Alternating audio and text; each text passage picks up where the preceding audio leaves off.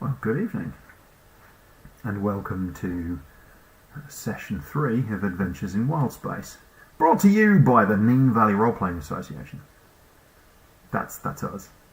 That's the people that you're looking at on screen right now. So, from the top, on your screen, we have Rob, who is playing Shigeru's. Below that, we have Pete, who is playing Varro, and next to him, you can just see her hand there. Marvellous. We have Christine, who's playing Megan. Below that, we have Anthony, who is playing Lovelaw. And then me. Hi. And then at the bottom, we have Martin, who is playing JL. I momentarily forgot the name of his character there, just for a second. It's not very good, is it? It's only 2 letters. JL. It's not that hard. And last week, our motley crew transported 3 Thrycreen to their home world of Zatkatar and landed them at their retreat, their monastery, I suppose we would call it. And after going inside to speak with the inhabitants, they had a rather grumpy conversation with the steward, who was a bit rude to them. And then they went back out to their ship, but rather than flying away, as the steward had asked, they decided that 4 of them would go into the town to see if they could pick up any further information, which they did. It was suggested to them strongly that they should go to the east and to a town called Ypres, which is a significant spaceport, which is what they did. However, when they came back to the ship, well, as they were coming back to the ship, they saw it take off because JL had stayed behind, and she had thought it best, given the number of people from the monastery who were coming out to crowd around the ship, to take off.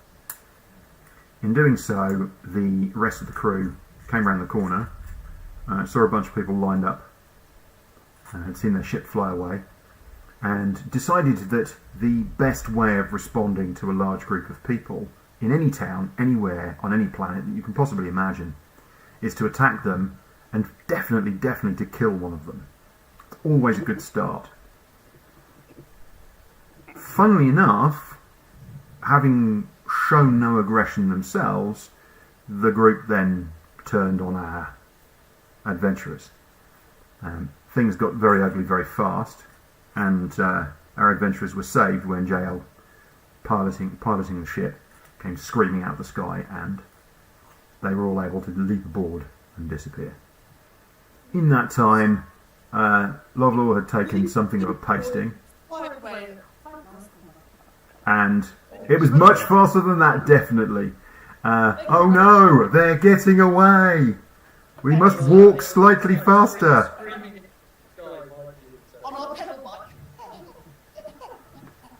We'll draw a veil over that, I think. Maybe you can just have quick bursts of speed. Who knows? Varro had taken a sufficient pasting to have knocked him on his butt. Lovelaw had taken a good thwacking at the same time, but his gigantic stature and his toughness was able to stop him from also being knocked down. So a hasty retreat was beaten. The crew have now made it to Ypres and to the spaceport at Ypres, and are just arriving, and in that time have managed to recover.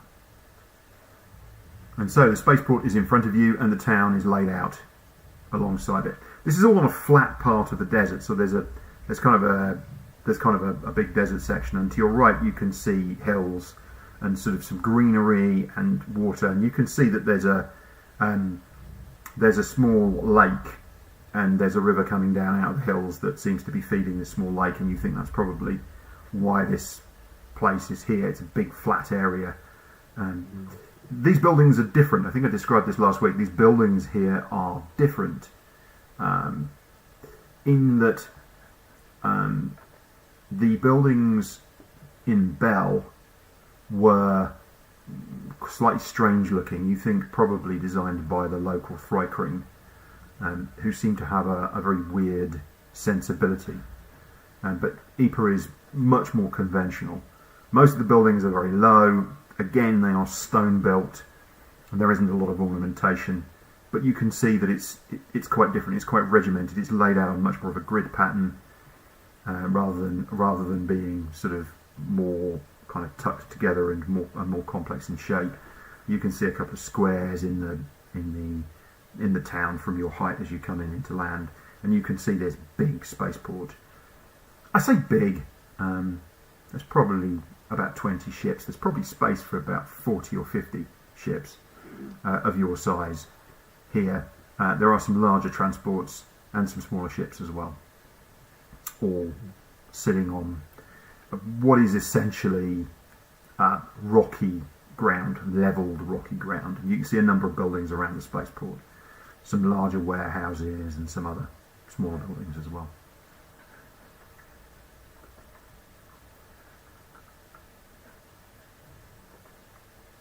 What did you find out?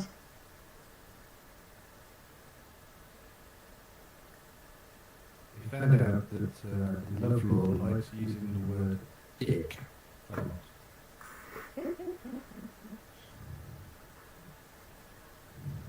We also found out that we've got crates of alcohol, so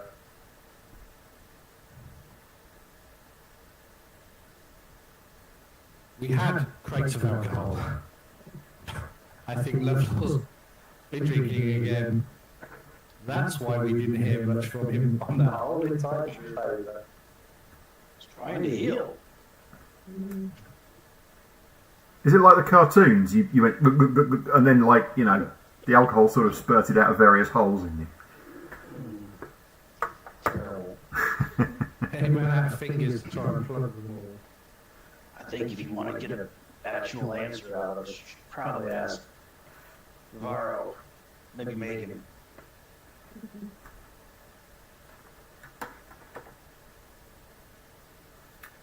From destination or just out into the port?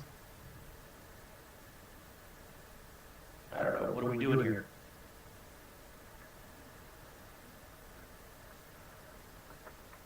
Well, that's up to you. Are you to pick up jobs, weren't we? are you landing? Or are you making any determination prior to landing? Anything else? No, we'll land. Baron has spoken. Okay. Just don't make me laugh, he says. It only hurts when I laugh, you bastards. Good. So you come into land. There's actually a spot sort of kind of this side of the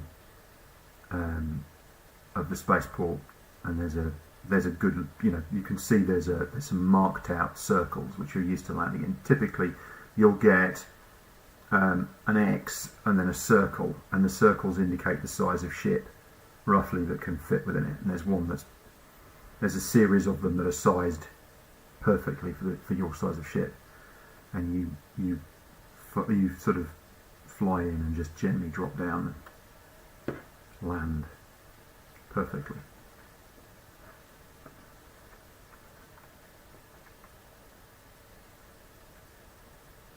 As you are you all going? Are you all leaving? Try not to get us kicked out this time. Do we want to leave someone on the ship? Yeah, I'll take a turn.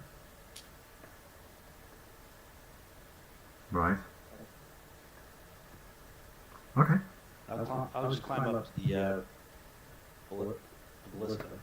No, the ballista's down below. Climb up to the. No, the ballista's on top. Let's have ballista's a. on top. Yep. I thought the ballista's underneath. Well, as you heard, and on top was the mangonel, or the. No, this is the updated version of the Wasp. If you like, it's the 5E Wasp. So I'm not hang on. Oh, okay. thought it was me.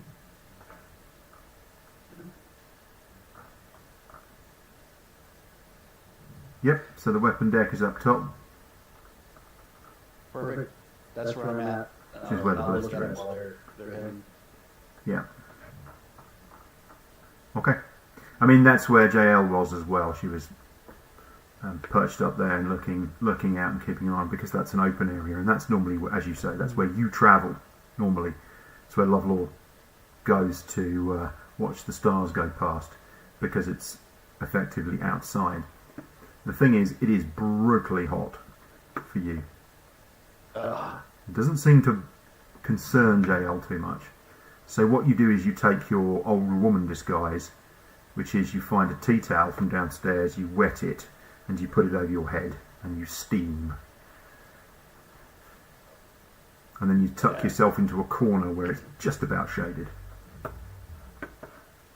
I'll rig the blanket up like a little bit of a tent, get a little bit of cover. Mm-hmm. Okay. I'm just going to move back to here now. All right. So the rest of you walk down in a group to the bottom of the stairs at the back, and you come out and you think, well, probably it's a good idea that we might lock this up in future. Maybe a good thing to think about.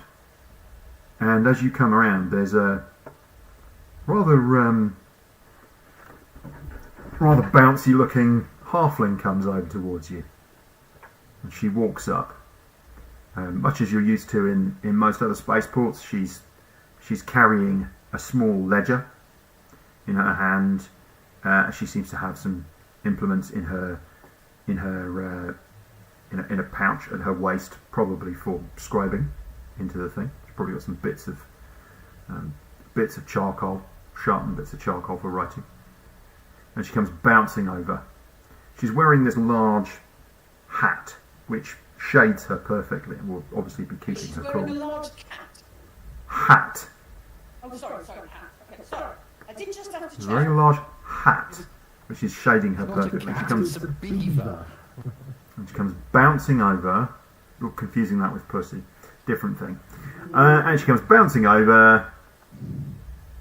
Good morning, she says. Good morning, good morning. So, how am I to register you? Our ship is the Heart of Gold. The Heart of Gold? Indeed. Good. She opens up her little ledger and you see her scribing away. Now, standard docking fees are 2 gold pieces per day, and we ask for 5 days up front. So that'll be 10 gold pieces today, please. If you stay less time, we will return the money to you as you leave.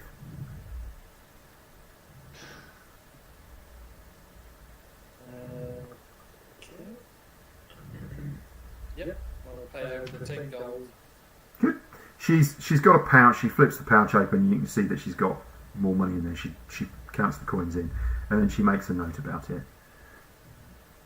And then she writes on one of the pieces of paper, and she tears it off and hands it to you. And you see that it's got a date. You think it's a local date. It doesn't make much sense to you. It's got a date on it and a little note, and she's signed it as well. So she hands that over. Okay. Bring that back if you need to. Now, she says, and you can see it's printed as well, so it looks like a formal thing. Now, just a few other questions. Where have you come from? Angry people. Sorry, what was that? A load of angry people on the pole. You've come from a load of angry people. I'm sorry, where? We come from Praxis. Come from Craxis. Ah, I said something I shouldn't have, and yeah, they were upset. right. Craxis, understood. You did nothing there. Do not take any offence to those very strange monks, whatever they, well, the And I showed them this and they went crazy. ah, I'm not sure. are you showing her? No. You're not. Oh, okay. All right. I showed them this and it all went down.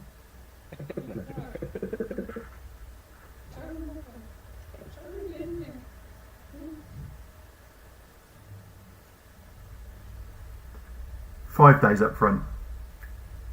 Did I say 10 days up front? No, 5. I thought I said 5.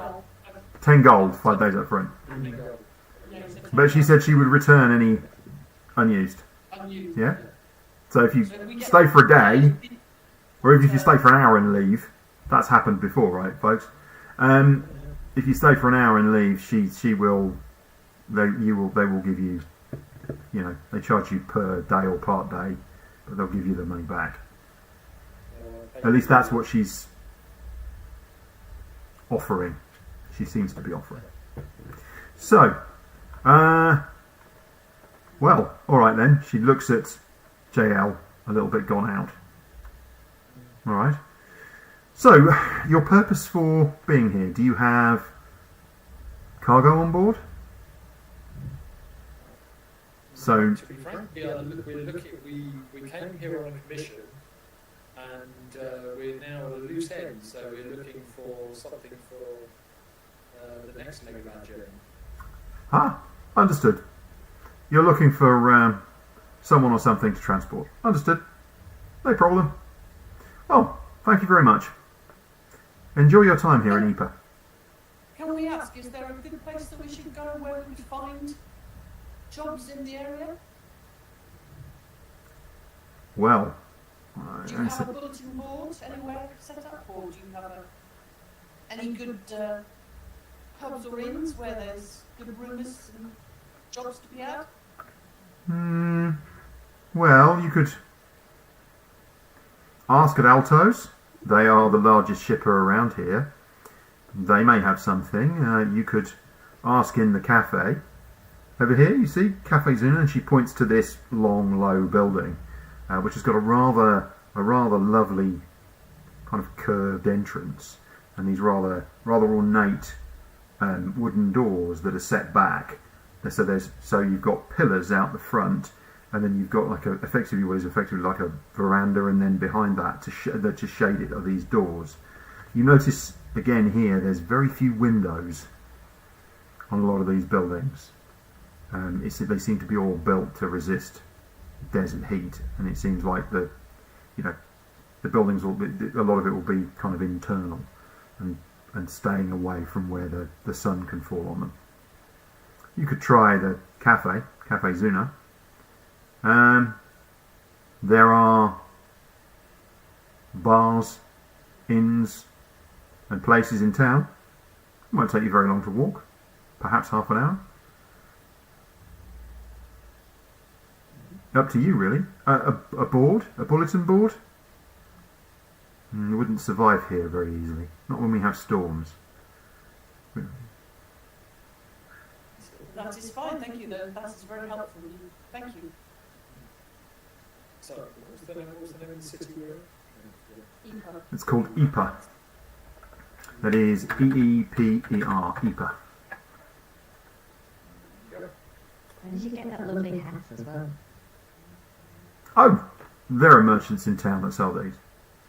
Great, thank you. You'll find this is common attire. The way you're dressed can be difficult in the heat here. It doesn't bother me. And she turns and walks back off across the spaceport.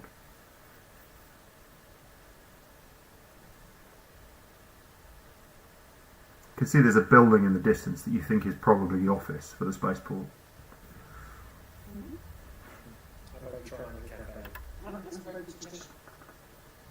So you're walking over towards the cafe, and you walk past. There's a ship just to your right. There's a bunch of ships. You're sort of picking away in between them, and there's one, and it's actually a mining ship. You think, the kind of thing where miners would go out into space and do, asteroid mining and those kind of things. It's this rather sort of squat, blocky-looking ship, and you notice that it's got some damage to the outside. That's currently there's a team of people repairing,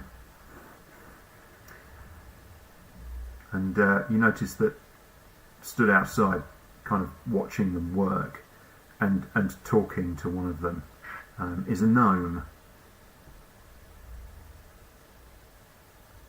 And he's looking at the ship and he sees you, and he nods in your direction as you walk past.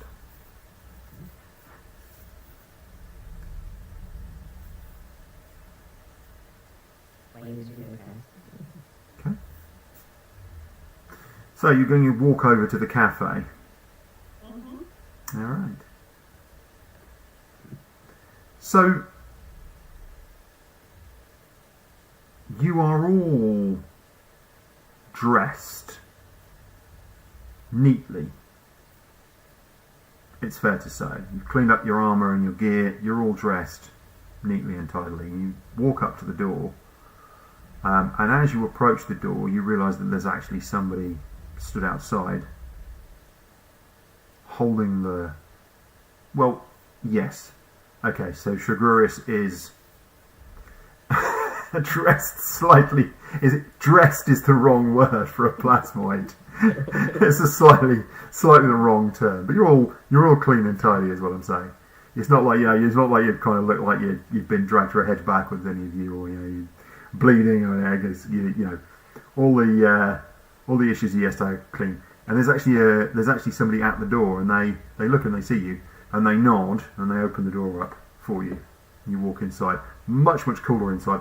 It's a really lovely space. Quite a big space, in fact. Tiled floors, vaulted ceilings, all being held up with these pillars all the way down the building. Lots and lots of tables and chairs, laid out as a cafe. And then you can see kind of at the back of the room there's some sort of serving counter and some doors through beyond that into what looks like probably some kitchens and some storerooms and so forth. This human woman comes over, and you think she's probably dressed in a very simple white robe, but she also has this blue apron. That's the word I'm looking for. Thank you. She's wearing a blue apron. She comes over, and she says, "Good morning. Breakfast, perhaps? Pastries?" Oh, pastry. Yes. Lovely. Yes, please. This way. And she comes over she shows you to a table. It's nice. I mean, it's nice. There's potted plants in here. It's way more upmarket than anywhere you've been to for quite some time. You wouldn't think, I mean, not to the degree of it being ridiculous, but you can see that there's other people dotted about. And you're not seeing any of the, you're not seeing miners and dock workers and people like that. You're seeing slightly smarter, slightly better turned out clientele. Where are you travelling to then? That is a question we do not know the answer to yet. I'm hoping we will find one soon. Oh, good. Now, can I perhaps interest you in some food and some drinks? Eyes me. Yes. Yeah. I'll bring something for you all to share. And she bustles off.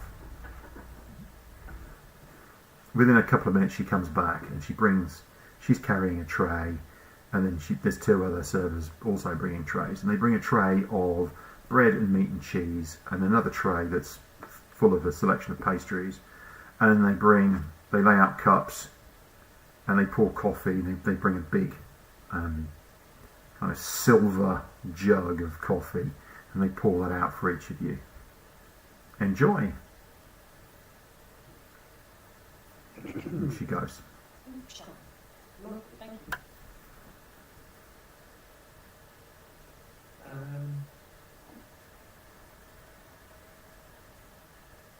So they well, let's have our coffee and pastries from there. At one of the nearby tables, there's this elf. And you see him, he gets up and he turns and he comes over. He says, Madam, he says to you, he says to Megan, Madam, forgive me. I'm sure I overheard that you were not sure of your next destination. Is that correct? That would be very true. We do not yet know what our next destination will be. Do you need transport, or do you have some? No, we have transport. We just have not yet found a suitable job for us to take us to our next place of interest. Well, this is slightly inconvenient for me. And you're looking at this guy, and there's something about his method of his sort of his manner of dress and everything else that puts you in mind of the fact that he is probably a wizard. You know, he's not wearing a pointy hat, and he doesn't have a long beard, and he's not carrying a staff, but there's just something about the nature of him. You know, he's not carrying any physical weapons, but he's got a belt pouch. He looks, he's not armoured, but his clothes are, you know, well turned out, but they're the kind of clothes that you would wear on if you were travelling, and if you were potentially going to be, you know, away for periods of time. All very sensibly dressed. And I'm Leos, he says, and I am looking for transport back home. It's on this planet. It will only take you a day there and a day back if you have a jammer. It sounds it's not yet. What, sorry? Sorry, I'm speaking out of character. I'm sorry, I didn't hear what you said. I'm waiting for him to tell us if he wants to go back to Bell. Bell. Bell. Anywhere but there. Yes. Sorry, I interrupted you. Yes, so he said, yes, he's saying to us, he's looking for transport back home. Yes. Okay. I would be willing to pay for your time 100 gold pieces there and back there. Where you go beyond that is entirely up to you.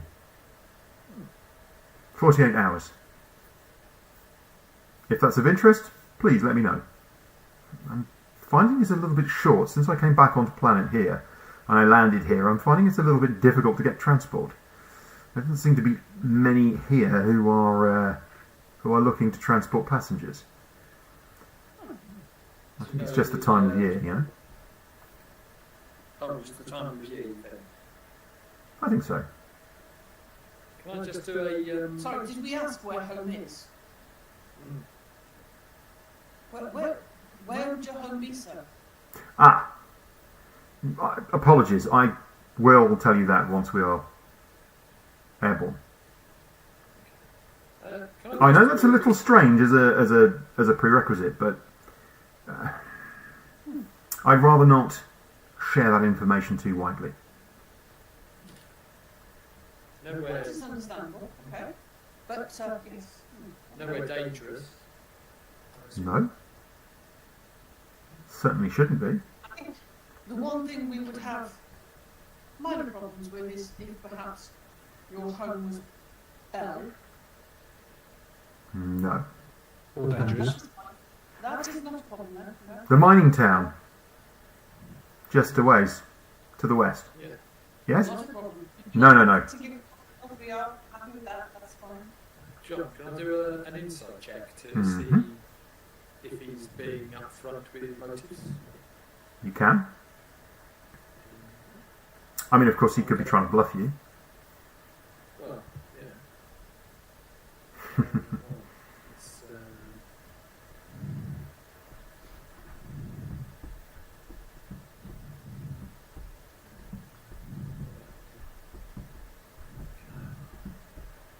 that's interesting. Rob, we need to take that up offline, mate, because I don't know anything about it. The steel defender thing, yeah? I just need to look at it, that's all, so I know what's going on. Certainly, you don't feel he is. He seems on the level. I mean, he's obviously hiding something. He doesn't want to tell you where it is, but the fact that he's told you that it's somewhere else on this planet and it's, you know, it should only take you 48 hours to get there and back, he seems to be telling the truth about that.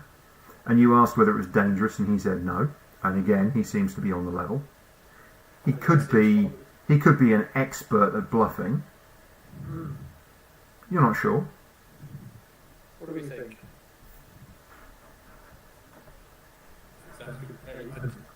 Just As the guy still stood there, if we, I'd just simply say, if we knew where the destination was, 2 payments, 1 journey. Sorry, mate, I just lost you there. I don't know what happened. Yeah, we lose you a bit.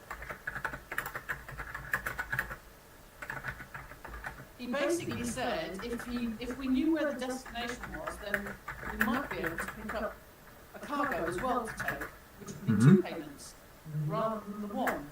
But the gentleman did state he does not want to give us that information until we are in the air. I think best, that's fine by me. I understand that position. Plus, I mean, what are the chances? Could we find a cargo on short notice to go to that particular destination? We haven't even looked at the cargo port yet, have we? So, No. But I mean, there's it's only only 1,000 cargo places. Yeah, but it's only 2 days out of our time, so hey, why not? And we can get 4 days back from our docking fees. Or we can. Well, it depends if we need to come back or not. At the moment, this seems to be like the best place to pick up jewels.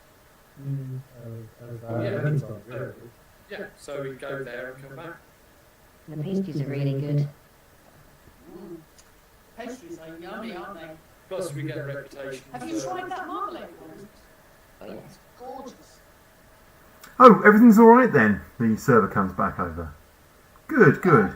A lot of people can't tolerate the flour that's made from crickets. They seem to find it distasteful, but I think it's excellent. And she smiles. I think it adds a lovely nuttiness to the pastries. I agree. I think it's wonderful. And she smiles and turns. And I've got a pastry on the go which originally started off as like a half moon. And when she comes over, I turn it inside my fluid body, so I'm able to smile. And it's not dissolving quickly, so when somebody says something disapprovingly, it turns into a frown. turn that frown upside down. Smile. And this happens throughout the remainder of the day because it is a substantial pastry. Right. Anyway, what do we think? It's a quick 100 cold. Let's do it. Yeah. Definitely worth doing. Barrow, Megan, JL, it sounds like it's such an easy job, an easy drop off, an easy payment. It is going to give us much fun. We're going to need to stock up with ale, spirits, war spirits, dragon blood spirits, because love's going to Yeah.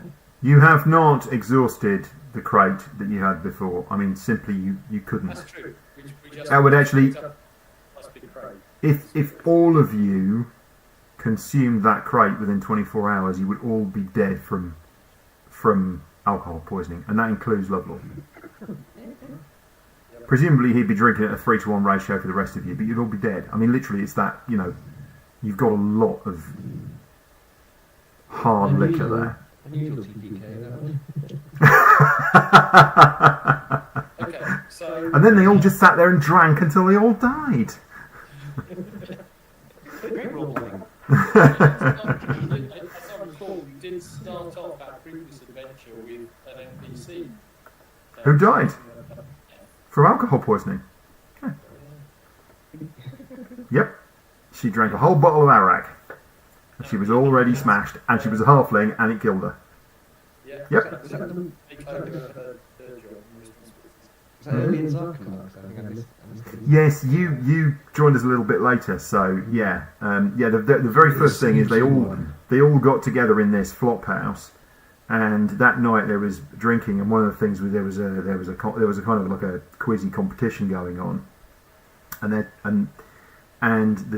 table kind of won, and this woman who was at the table with them, this halfling was at the table with them, had won this bottle of arak, and she basically just drank the whole lot. And then the next morning she carked it, and it turned out that she was a courier. She was due to be taking this letter, and the town guard basically came along and went, right, you're doing it. And that's how they got their first introduction to Master Chanceful. Literally in the first session she was one of the NPCs, and she was kind of there almost right up to the end. There you go. And that's actually how they found out about Rostam as well. They never actually met him at that point, but you met him later. But yeah, that was like Rostam commands it, you're going to go and do it. So, and they did. And from there flowed a great adventure. Yeah. 3 years of adventuring. And we started with a dead halfling. Good. All great to do. So you pay the bill. So it costs you 3 gold, which is quite steep, especially for somewhere like a place like this. You can see why actually it's only more upmarket. I mean, the miners couldn't afford to shop. I'll get this one. We've seen how many pastries JL. Yeah, I'm paying the price for them. That's off library. More.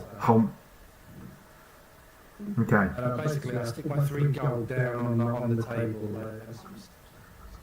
No, JL paid.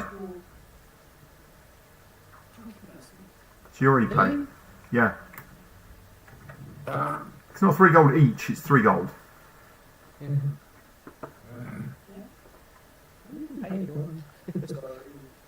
Oh, you've already done it, that's it. I'm offended, JL.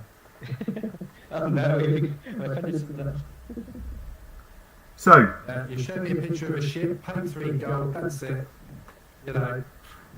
So before we go, there's this note.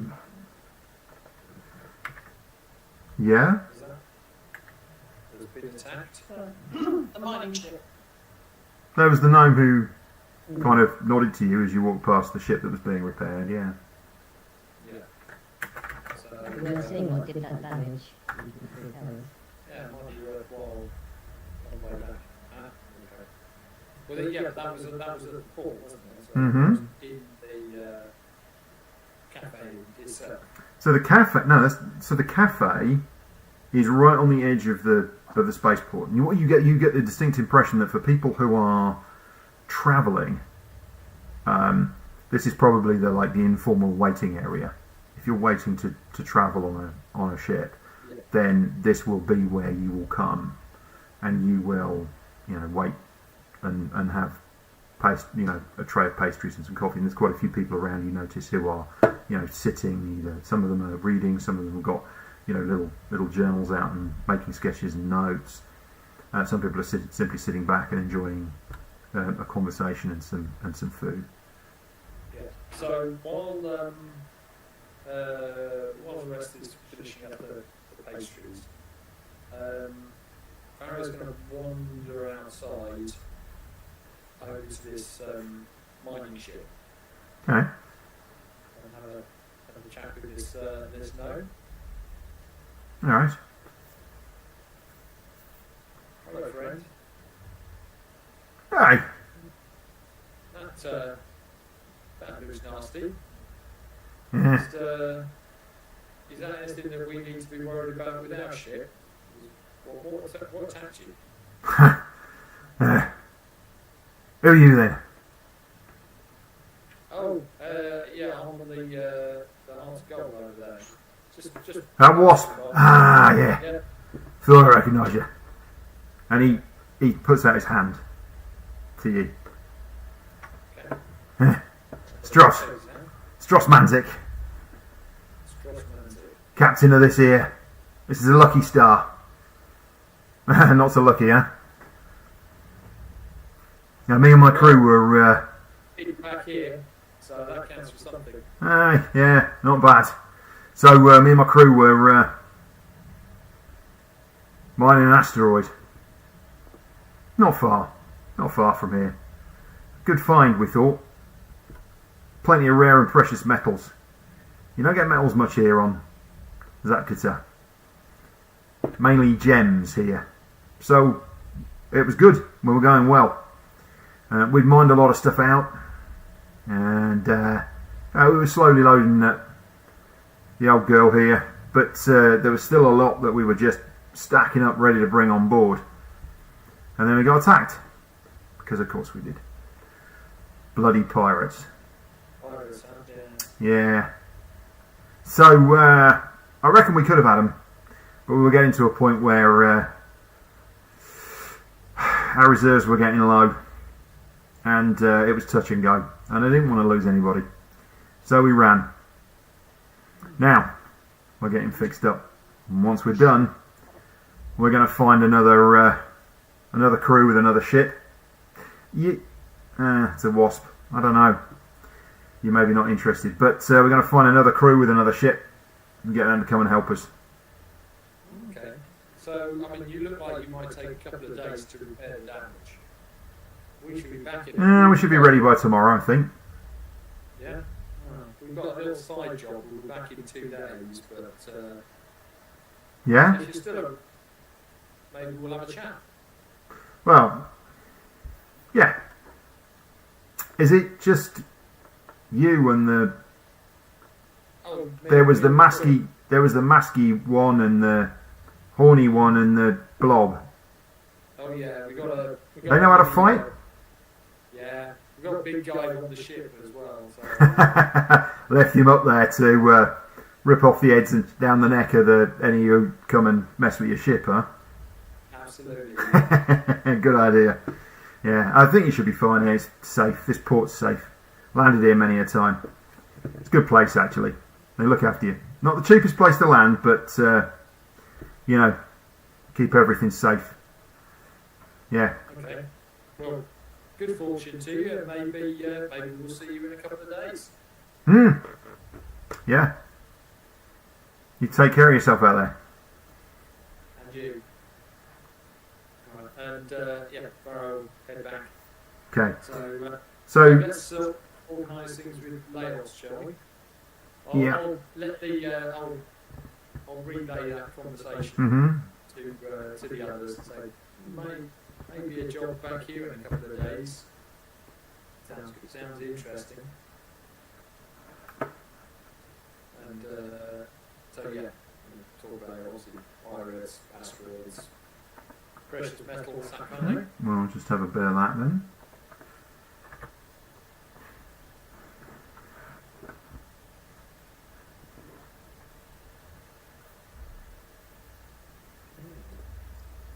Good. Right.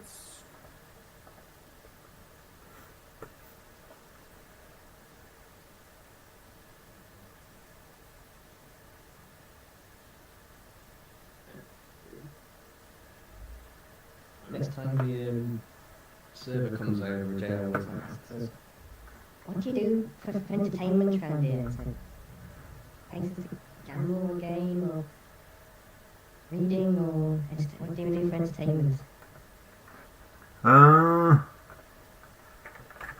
Yeah. There are places in town, as I mentioned. Any favourites? For me, I steer clear of most of the places. Red Flagon's good. My sister works there. Miners Bar. I have some gambling tables. There's usually a bard or two in as well.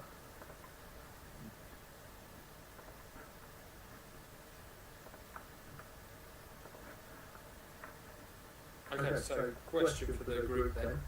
So we've got a couple of jobs. With me, that we've got this ferry job, this wizard, for 100 gold. Which you've just said you'll do. Well, have we said to Yep. him there? Yep. Oh, okay. Okay, I'll back out on that. Right, well, let's go. Is he ready to go? Yeah. He's coming with you out of the cafe and he's walking along and he's talking to you, just making chit chat. I don't require any particular facilities. I have some rations here, so clearly, if there's somewhere that I can rest, then that would be ideal. But I'm not looking for, perfect facilities. I do understand. You look like adventurers, so staying safe is one of the things that we do. You can, you can land your bedroll in the hold. It's Perfect. Let's keep it simple. Good. So he comes on board. Oh Lord, there's this elf coming with them. You see him coming, so you're sort of peeking over the top. And as you see him coming up, you just stand up and look. You're watching him. The dock master as well. Get the money back from my docking fees. Right, so you're going to head back to the office. Yeah. All right. Should they? All right. So you go over to what you think is the sort of the admin office, and you go into the building.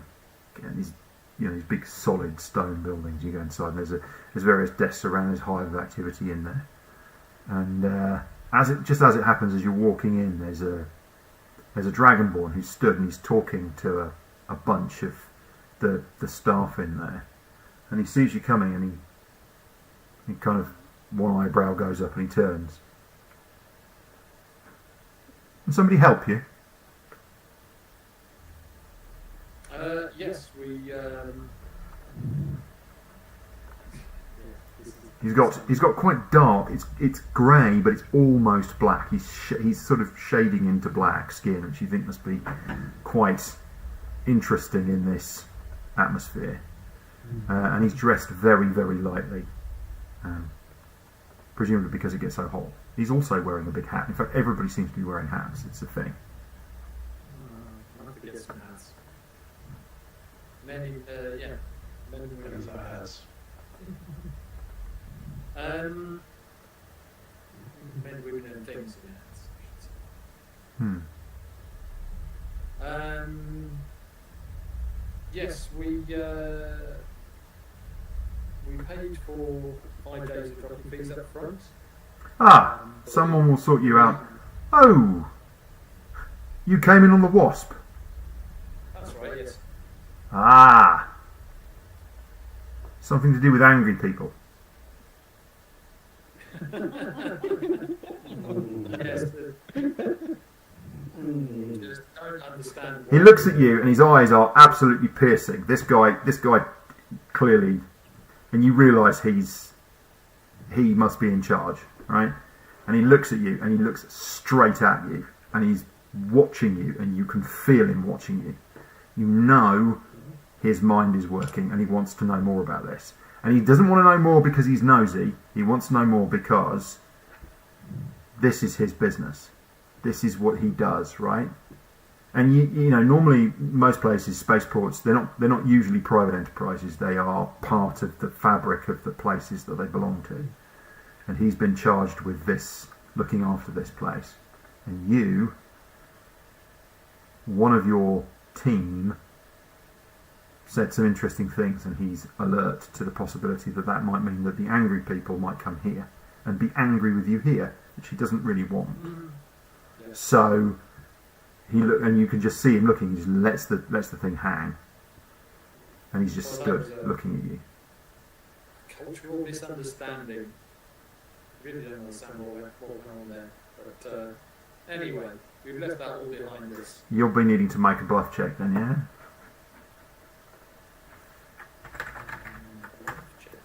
Bluff, not bluff. I can't remember what the term is. I can never remember. Why can't I remember? Sincerity.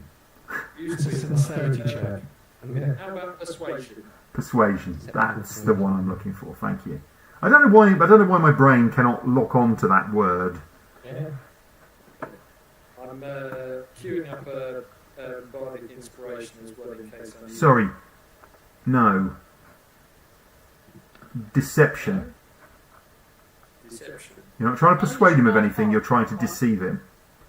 We're not trying to deceive him. I'm not trying to deceive We're you. telling exactly the I truth. did not tell a lie. Did I tell a lie? No, you didn't. Again, nice try, guys. Lovely try, but no, honestly, it's deception, right?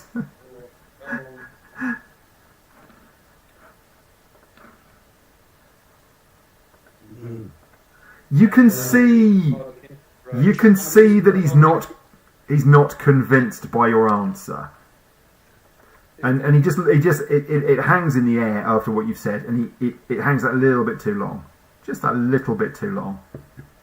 But you're leaving now, correct? Yes. Yeah. Yeah, if I have my way, we're leaving the whole planet. Understood. Buying some tape to shut jail up. No. Someone is supposed to be yeah. Well, anyway.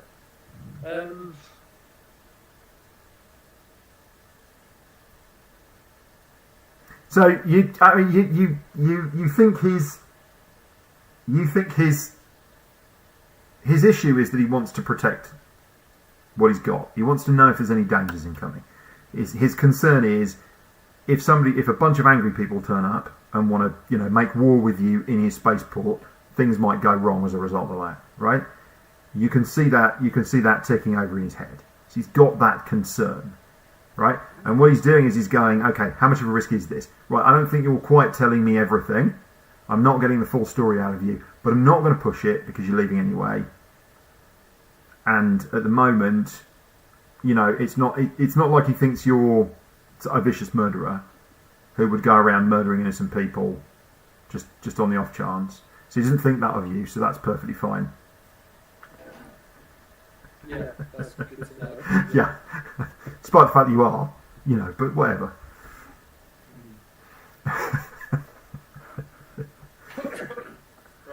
Right. So he, the refund? yeah, they give you back all but today's fee. Yes. So take gold back. Yep, Good. that's correct. Yep. So Lovelore, you've been introduced to this elf.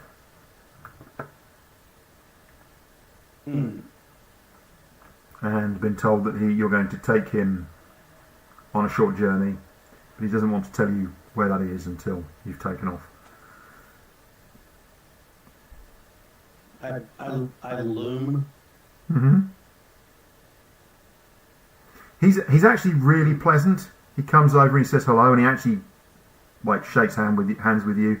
He doesn't seem to be in the slightest bit concerned about your size. You are significantly physically larger than he is, and he asks you a few questions. He asks you about some of your tattoos, and he asks you, a few other bits and pieces. Not like he's probing, not like he's trying to find out stuff about you. He's just very pleasant and very personable. He seems fine. yourself come. Thank you. I'm going to set up here, if that's all right. You said in the hold against this wall here. Is that all right?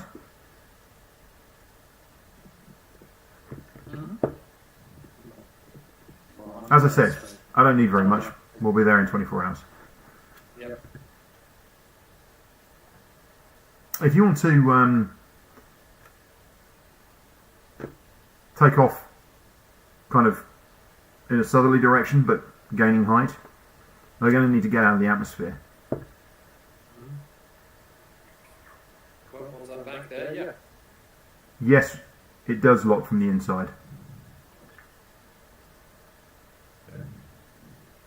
We established that there is actually a plan. a I have a problem. cunning plan. Not for now because it's pointless, but the next time we dock it for. Mm-hmm.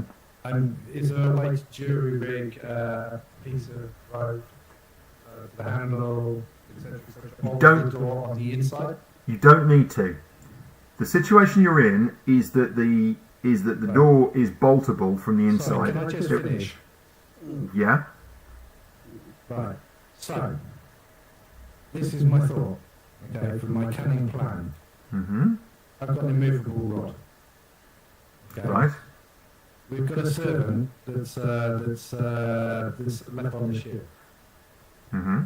Okay, because I don't take him out when we just docked at the port. Yep. It's pointless. Okay, that's just going. I mean, that's a strange thing to be walking around, and most people are prodding me. Okay, so depending on our talk after, we've got a movable rod. We can then position it in place.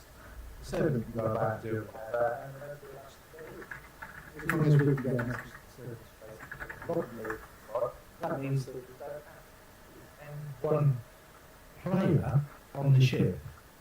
Have a think about it, see if there's any reasons why we can't use it as caricatures of it all. Okay, but that's my cunning plan. Sorry, let's move on. So, you said that the door locks from the inside. Does it lock from the outside as well? That's what I was getting to, but it's not important. Cool.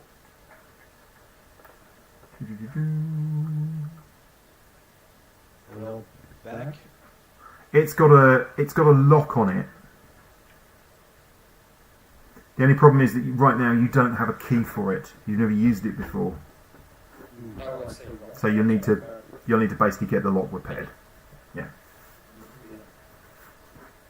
Or you can use the immovable rod, which I think is quite a cute thing. The only problem is if you lose comms with the robot, how do you? Yeah. A lot of climbing. I know. Well, there is that. You can just climb up the side and climb on the deck and get in. But Right. So it's going to take us what, a day to get to this mysterious planet? Yeah. no, not Our destination. A day? destination on this planet. Yeah. Just the destination, yeah. Mm-hmm. Yeah. So a day. Right. So do I think that I could use my tools? Okay. To basically have things lock in within the time period of said journey. Yes, you can. You can fix Okay. it. So what I'd like to do, first of all, not fix it straight away because I don't want to prove how awesome I am, okay, as an ooze and a pirate. But I would want to release on the journey. You'll see me down the door and I'm tinkering with the lock, and I'm going to find out first what's wrong. I'm then going to fix it. Then I'm going to break it back to how it was, and then put it back together again, so that I can tell my comrades that I know what's wrong with it and I can fix it. But it may take a couple more days. I can tell you exactly what's wrong with it. Would you like to know what's wrong with it? Yes. It hasn't got a key. It's that simple. It's just that when you found the ship, I'm going to make a wooden key. you didn't find a key. So what you can do is you can remove it and put a different lock in of your own design. You're more than welcome to do that, or you can take it apart, look at what type of key it needs, and then fashion a key. So either of those is well within your remit. That is absolutely perfect for me because that's what I'm here for. I'm here to fix things. That's exactly it. And to pirate things. And to Okay. swing from ropes from the yardarm. So, Actually, I don't know Good. what the yardarm is, but I read it in the book and it sounds fantastic. you take off. Don't fall out that door.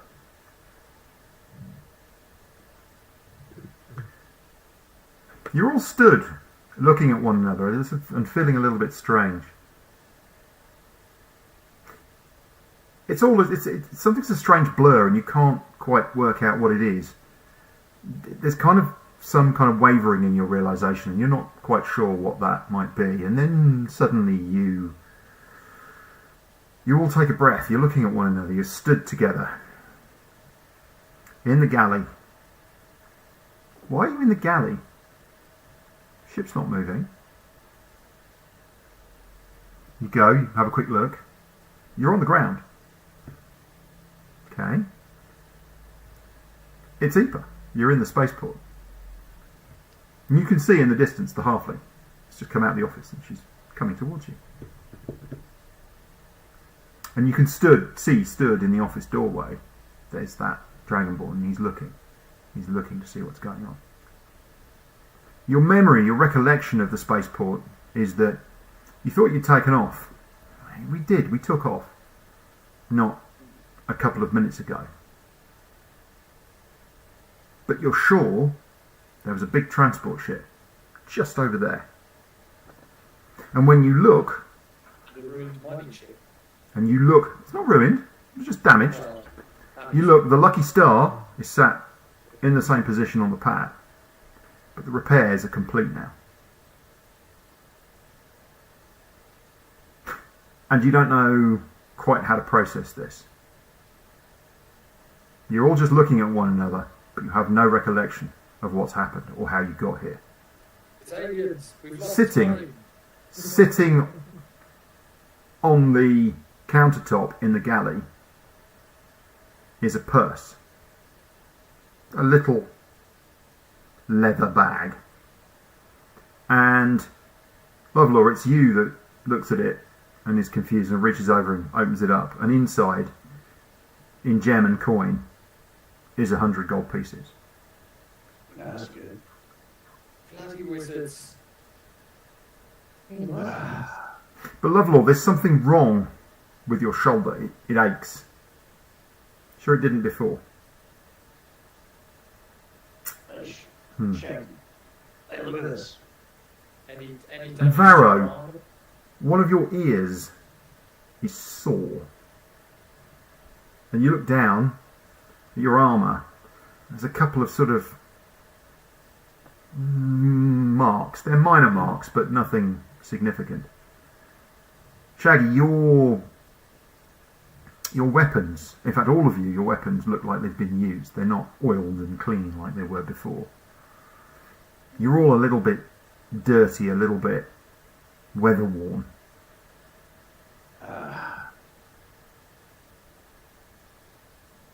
That wizard freaking stole our memories. He's got us in a fight. He's stolen our memories. What was it? Bastard. Sounds like it's me. Did we meet a wizard?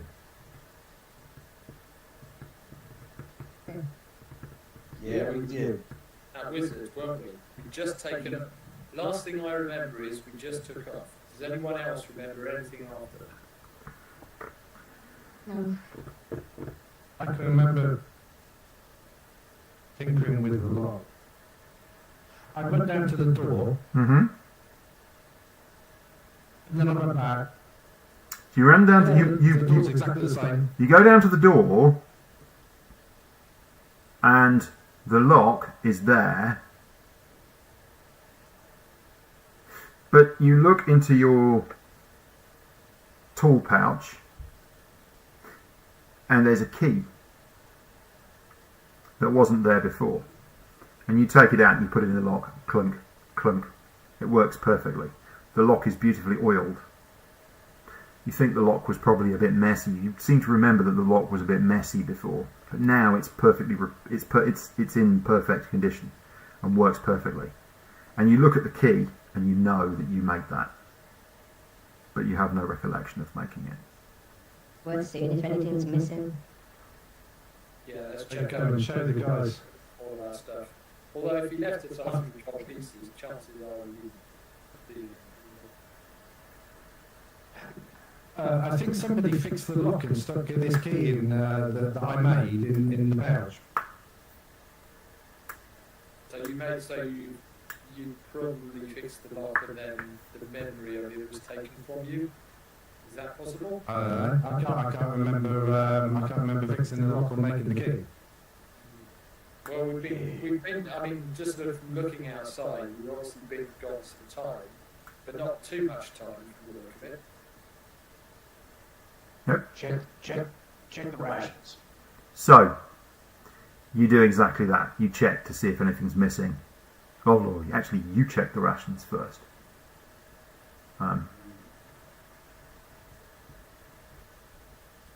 JL, you check the outside of the ship. You dash down and walk around the outside of the ship, but the ship seems fine. Ludlow, you check the rations, and definitely you've eaten a few things. You know, there's a few things missing. Particularly, there was a very nice bit of ham left that you were sort of, you know, you were slowly eating your way through, and pretty much everyone else didn't really like it. It's cured in a very particular way and very leathery, and the way that you like it, and that's gone. You probably would have eaten that in the last couple, you know, a couple of days would have finished it off because there was only a small bit left. But that's definitely gone, and you recall having that because no one else liked it. The rest of you check around the ship. You check everything, but you can't find anything missing. Your own personal items are all still with you. Everything seems as it was. Suppose if he wanted to take anything of value, he'd make us forget that we had it, possibly. If you could. Yeah. No, I mean he left the 100 gold, so he might be a bastard, but at least he's a nice bastard. We can work with those. We can work with those. To be fair, he did say 48 hours, 100 gold. Mm-hmm. Yeah. Well, let's chalk that one up to experience. Let's divvy up the money. So 20 gold pieces to everyone. Oh, sounds good to me. Add into your account sheets. All right. The halfling is. I am very fine. The halfling has arrived, Okay. and she's waiting for you. I'll go and talk to her. Back so soon? Yeah, only a couple of days. Indeed. In fact, I think that's almost exactly 2 days, isn't it? Yeah, it was just a quick trip. Good. Yeah, we're back again. So Did you were giving? There was an elf you gave a lift to. Is that right? Yeah, Hmm. that's right. I thought I saw you.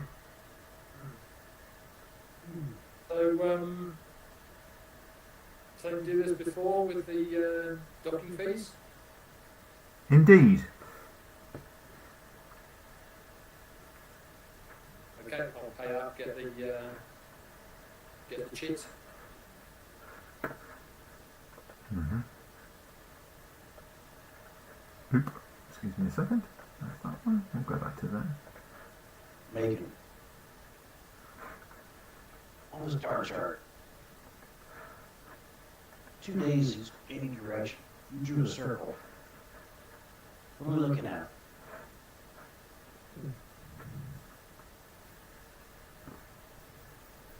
It wouldn't be 2 days, would it? It would be a day, because it would be 20 Yeah, hours. day in. Yeah.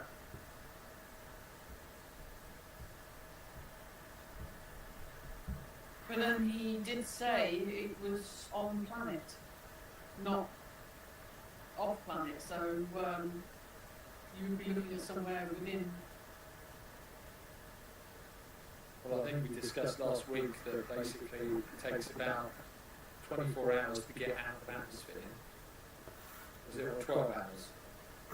It takes about 12 hours to get out of the atmosphere, and then basically you're fast enough to fly pretty much anywhere on the surface, on the face of this planet, and then another 12 hours to get there. Roughly, you can go from any point to any point on the planet in 24 hours. Fundamentally, So basically, it could be anywhere on this planet. Yeah.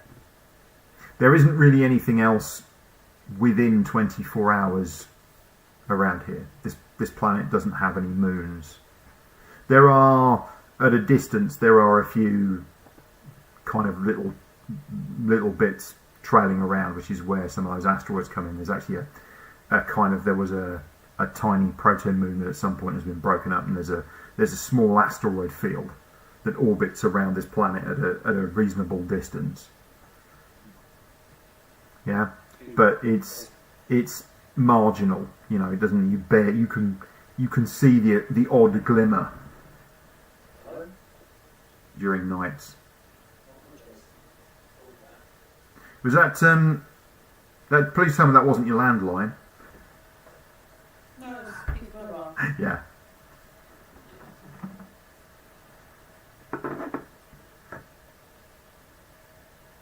There's an electrician we've got hopefully lined up to do some electrical work around the bungalow. Cool. No problem. We can just have a brief break. Does anybody want to get a drink or anything like that? Sounds good. 5 minutes? Yep. So we'll hit the pause there, and we will be back in about 5 minutes.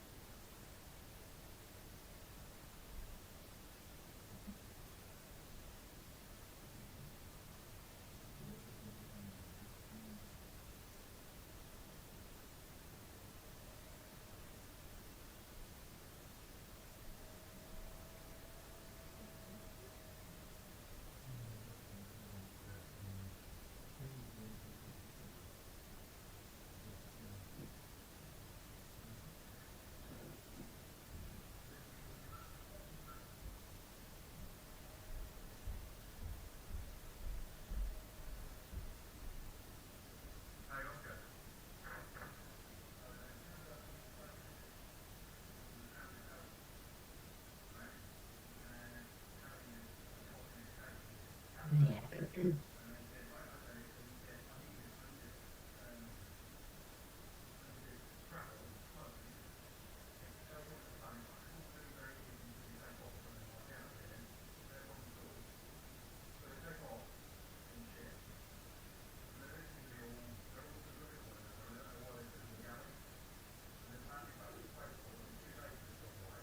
There'll be some kind of poll going on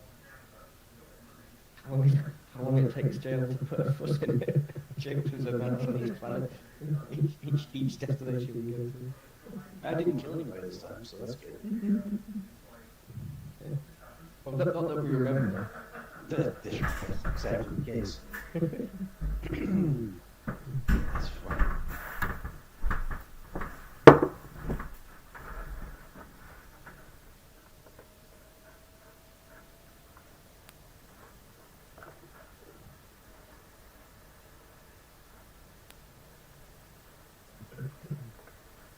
So it's an unexpectedly joyous thing, but Oscar is working his way through all of the Marvel movies at the moment.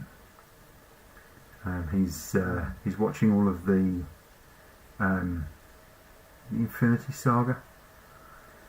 So he started literally with Iron Man. I told him to ignore Hulk. He didn't need to worry too much about that. But he started with Iron Man, and he's now up to Age of Ultron. He's just finished watching that, but he's kind of binge watching almost like a movie a night, watching the entire saga, the entire Infinity Saga, which I think is great. I think it's really fantastic. So, yeah, I mean, there's a few of those films that he's watched slightly out of order. Like he watched all of the Guardians of the Galaxy movies. There's a couple of other things we've seen as well, but yeah, he's thoroughly enjoying going through and watching. What did he watch last night? Would have been Winter Soldier, Captain America: Winter Soldier, the famous sequence in the lift. Before we start, does anyone want to get out? All the memes. Yes. Yeah, so can I just big this stuff up as well? I don't know if anybody's ever seen this before. Christine, possibly, because I know you shop in Waitrose. No, I don't have shares in either. But this is a French non-alcoholic cider. And it is basically apple juice and fizz. That's all it is. And I have to say, it is one of the nicest of those sorts of things that I've ever tasted. It's slightly sweet, but also kind of slightly dry and sharp. It's fantastic. So if you're a non-alcoholic consumer like me, it's well worth it, I think.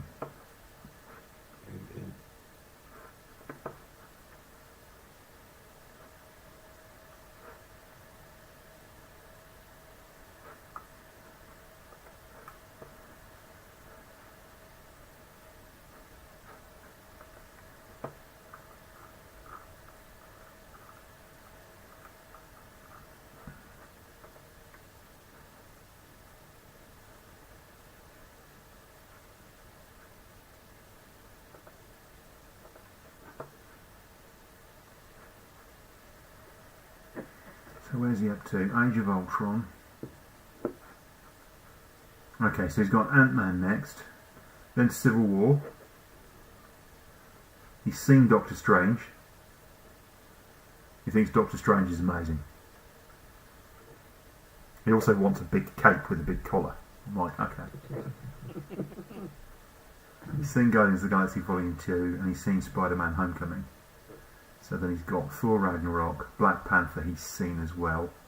And then it's Infinity War, Ant-Man, Wasp, Captain Marvel, Avengers Endgame. So... he's only got about 6 more to go. And then the rest of it you don't want to bother watching, do you? Once you get past the Avengers Endgame, I think pretty much it's sort of... the quality falls out of it, doesn't it?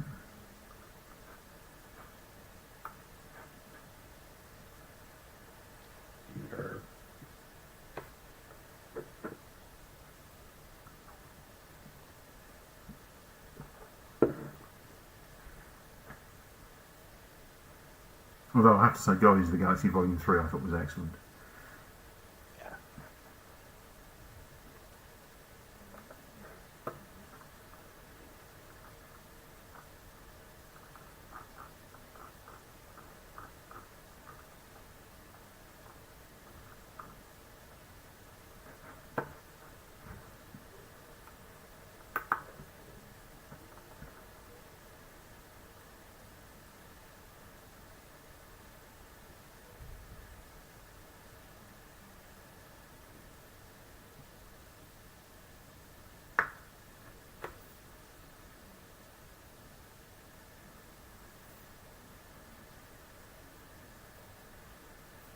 goodness.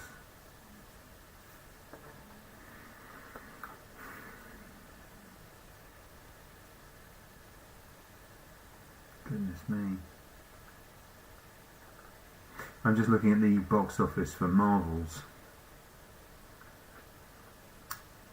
and it's only taken $109 million so far.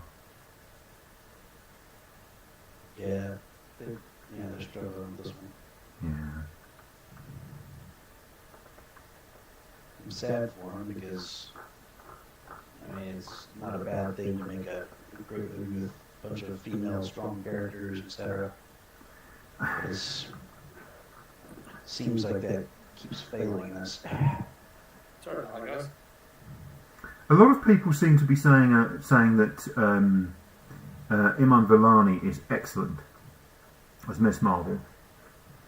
That's certainly what most of the reviewers, even those who are, quite down about the movie being a bit of a mess and, kind of all over the place, they say that Iman Vellani is excellent. Well, I've heard everything from really quite good through to really fantastic.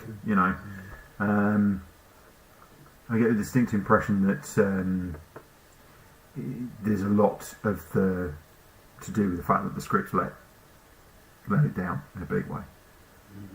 And it looks like it's been butchered. It looks like, shot, reshot, reworked, fiddled with. So, yeah. But there we are. That is how these things go, isn't it? Unfortunately, it was never going to. I don't think it was ever going to really, as in, the Marvel Cinematic Universe could never survive forever. And I think having had two of the, biggest movies of all time, kind of at the end of that, that big kind of saga, and it all linking together, I think that the next stage probably had to go in a different direction. And then they did things. I mean, I've not seen Legend of the Ten Rings? I've not seen that. Shang-Chi and the Legend of the Ten Rings. I've not seen Black Widow either, but I just was surprised that Eternals. I mean, that is a film that is about a bunch of immortal people who have lived on Earth since time immemorial, but have decided that they could never help out before. It's like, well, where have they been through all the crises that Earth's been through, and all the kind of invasions and this? Oh no, we can't get involved. It's like, well, what's the point of you then? Well, the point was that they're basically they're not there to help the Earth. No, I get that, but it just But I mean, I think the thing for me that the Marvel Universe suffers from is the same thing that comics suffer from, Mm-hmm. which it starts off with all of these single characters who have their own plots and they do their own thing. Then they bring them all together, and then they really struggle to go anywhere from that. All of these streams leading to the sea, and then how do you separate it back out again? And they've introduced so many characters that it's all got very complicated, and the timelines are messy, and it's, I think people just are fatigued with it.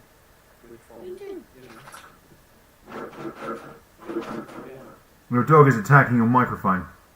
Our dog is attacking her bed, actually. Okay. She's having a good old scritch at the bed.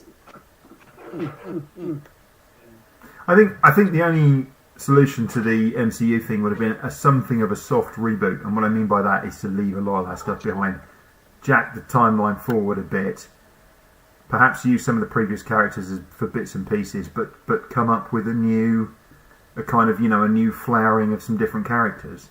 Maybe using one or two of the old characters, but mainly sticking to new people and new plots and new ideas. I mean, it's difficult because, actually, very similar to what you just said about these terms. There's all these superpowered individuals hanging around doing nothing. So now MCU's at a point where you've got, and you've got gods, you've got all these superpowered people all hanging around on Earth. Well, if something happens, what are they doing? Or they're at the theatre or something like. You've got to explain why they're not dealing with the threat and why whoever it is that is dealing with the threat is dealing with it. It's like the Superman problem. Yep. Oh yeah. How do you put Superman under threat? You see, but this is the problem with Captain Marvel, isn't it? Yeah, she's the most powerful character in the Marvel universe. Yep. So, how do you threaten her? How do you come up with a situation that puts her in? Which is where Guardians of the Galaxy won, because it was able to anchor stuff on Earth and kind of anchor it in human kind of human scale, but actually it took everything away and put it away from Earth. And of course, none of Chris, the Guardians of the Galaxy was, superpowered to that extent. They were mid-level heroes, basically. Yes. But then that was the other point about a lot of those things. That's what you would. I actually think you would scale down the stories. You would make them smaller, more local. They wouldn't be the kind of things that Captain America and Iron Man and Thor and stuff would get involved with, because they're too small. They're too local. Which is what they did with Ms. Marvel. I've not seen it, so I don't know. Series, yeah, but I'm not talking about TV series. I'm talking about movies. I mean, it's what Netflix were doing half a decade ago with the characters they had, because when they had the Marvel characters that are now, but of course those shows have now moved to Disney Plus, haven't they? But that's I'm talking about those things. So. Daredevil, etc. Yeah, Daredevil and Punisher and Iron Fist and Jones. Oh yeah, Iron Fist Jones. Yeah, and who was the woman with the mental powers? Oh yeah. Yeah. So I don't know. Anyway, I'm not paid the big bucks to sort that out. So off you go, Kevin Feige. Get it sorted. Kevin Feige will do it. Or they'll get what's his name? Taika Waititi. Please don't.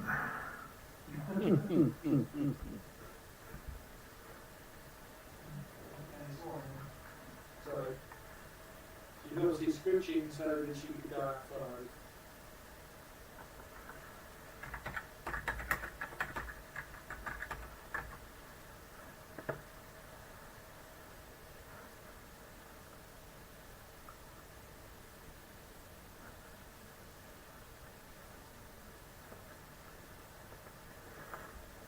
He's gone again, guys.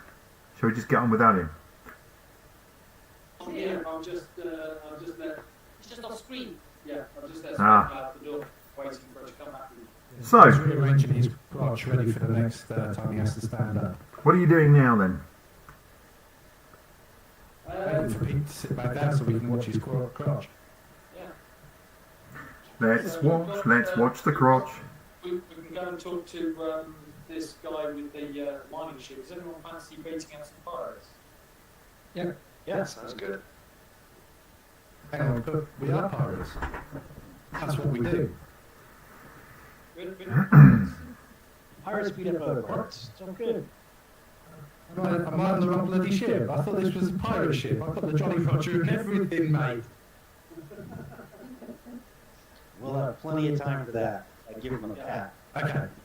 All right, then, love. Okay. I trust you, love.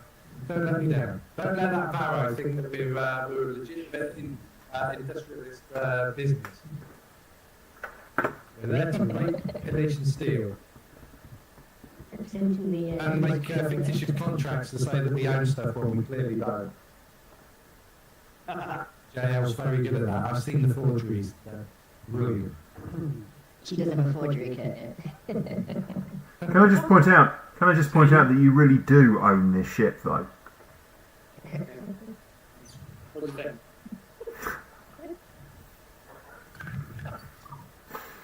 I bet you Christine spanks that monkey. I think we're going to get. I think we're going to get pulled off YouTube. I think that's what that's what I think at the moment. I don't know why you complain, so, you know, I got a cold piece. Just wear it for Felix tomorrow. Okay, he'll be well put out. You've got a monkey and he's only got a small little finger one. This is a crossover. This is an amazing crossover episode between the. We literally are crossing the streams at this point, aren't we? This really is what's happening.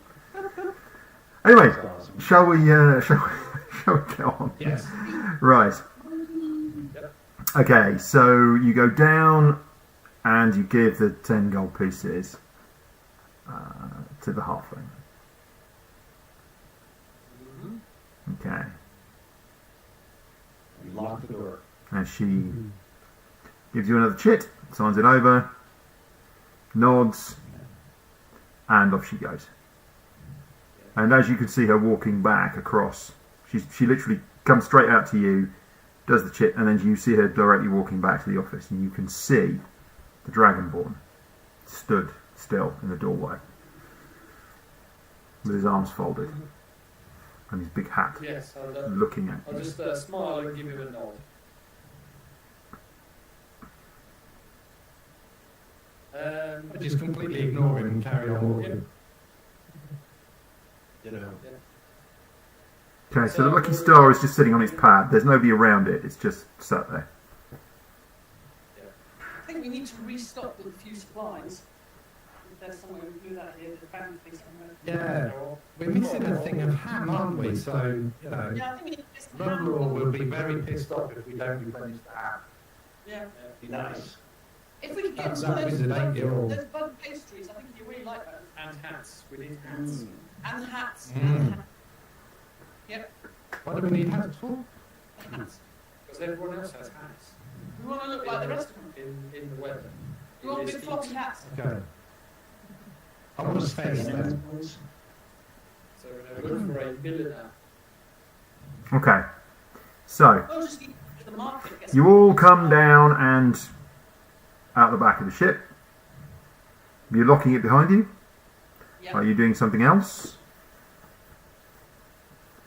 Locking up and setting the alarms. No, just looking it. We've been told that it's safe here by the gnome. Well, that's what Barry said before. Activated.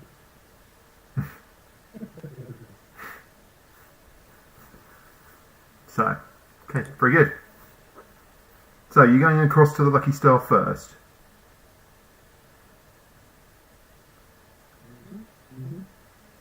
Okay. Yep. I'm Good. not sure we need to all en masse though. No, I think we can send different people off in different directions to do different. Okay, no problem. I'll head over to Lucky Star because obviously I've met him before. So Yeah. I've met Stross Manzik. Okay. So there is. There's a hefty one. So there is a stairway that goes up inside the ship. The ship sits on these rather quite comedic legs, and unlike your ship, which is quite delicate and elegant when it sits on the ground, this is sitting on these stubby little legs, and there's a set of steps. So unlike where you got like an elegant way into the ship, this is just like, it's very practical. You think that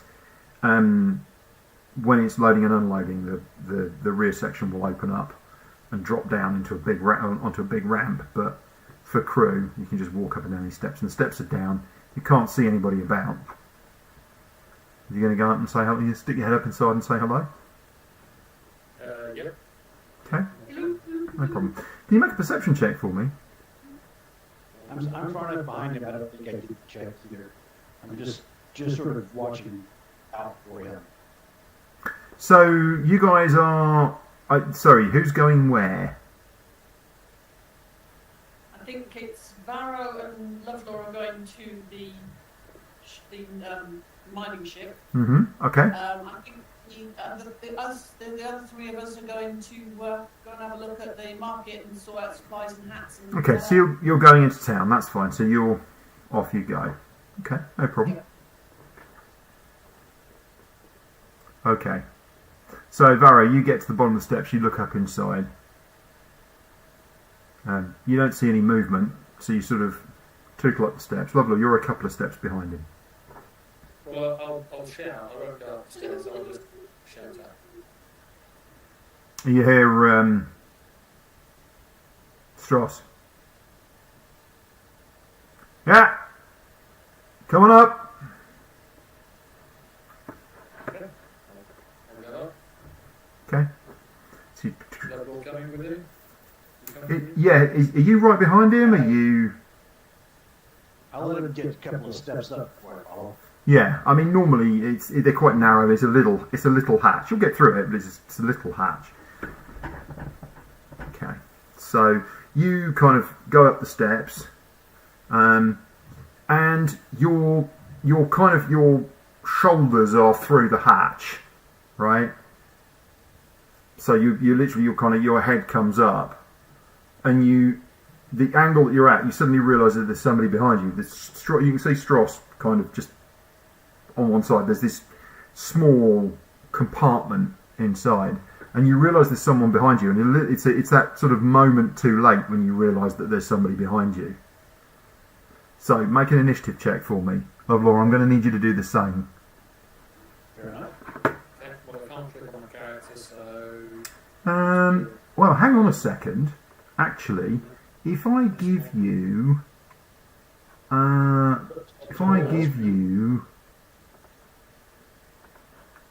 your characters here, you can actually click on your character. There you go. So you should be able to click on your characters. Okay, I'm zooming all the way out, John. I'm zooming. No, clickable on the actual, on our little list of our characters there. Where? Well, that's your token, right? What is? That is. Oh, click on it though. Okay. Oh, 20. Put it in there.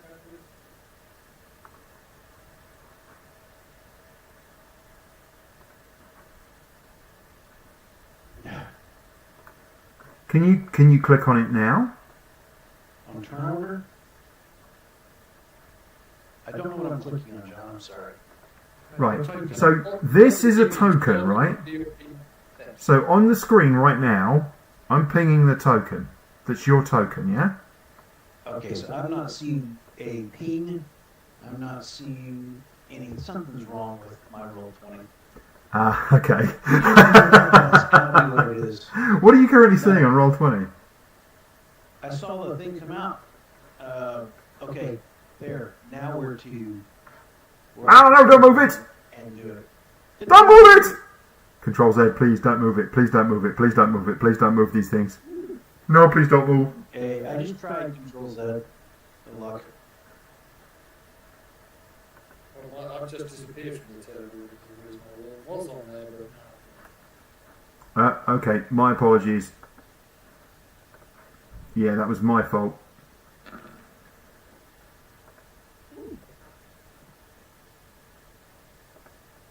Do that. You didn't use I have them. not gotten rid of that.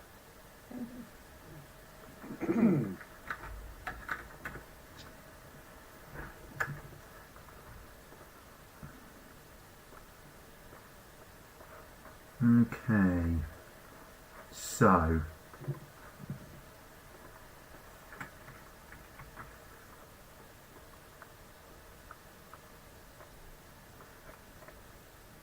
Okay.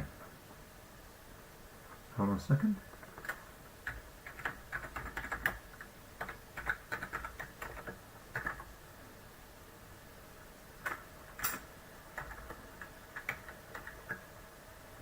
While you're doing that, John, I sort of assume since I made this by the by being by advantage, that is all based upon that great axe warning. So I'm assuming that that's the reason I know instead of because of some extra knowledge, some deep insight. That's a really good call. So however you want to play that out. Yeah, just hold on to that thought just for a second for me.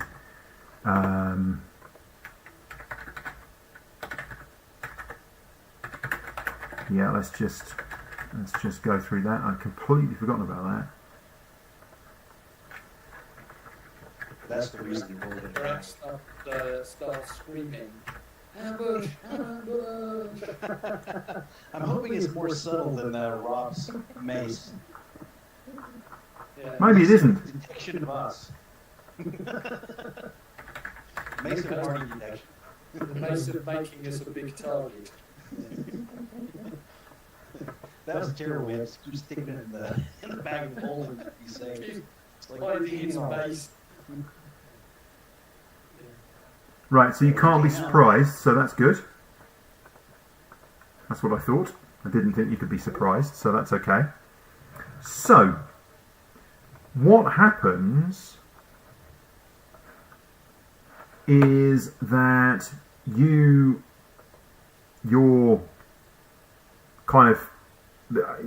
reactions, you realise there's someone behind you, and you realise that they're swinging a weapon at you. This is who? This I'm behind. This is Varro. So Varro is being attacked. Lovelore, you can respond. You kind of, there's something in you. There's something about your weapons training and all the rest of it. You just kind of got this impression. You can do one of two things. You can either shift him. You can basically grab. Well, okay, you can't get through the hatch. He's partly way into the hatch. The hatch isn't big enough for you to get through it. So you can either do something. So, for example, if there's a particular action that you want to take, to get to, I don't know, fire an arrow through the hole or something of that nature, or do something, for example, if you were spellcasting or something like that. Obviously, I know that you're probably not. The other alternative is you can grab him and pull him off the stairs before he's I attacked. was going to say, how high up are we? Oh, he's there to you. I mean, No. How high up are we off the ground?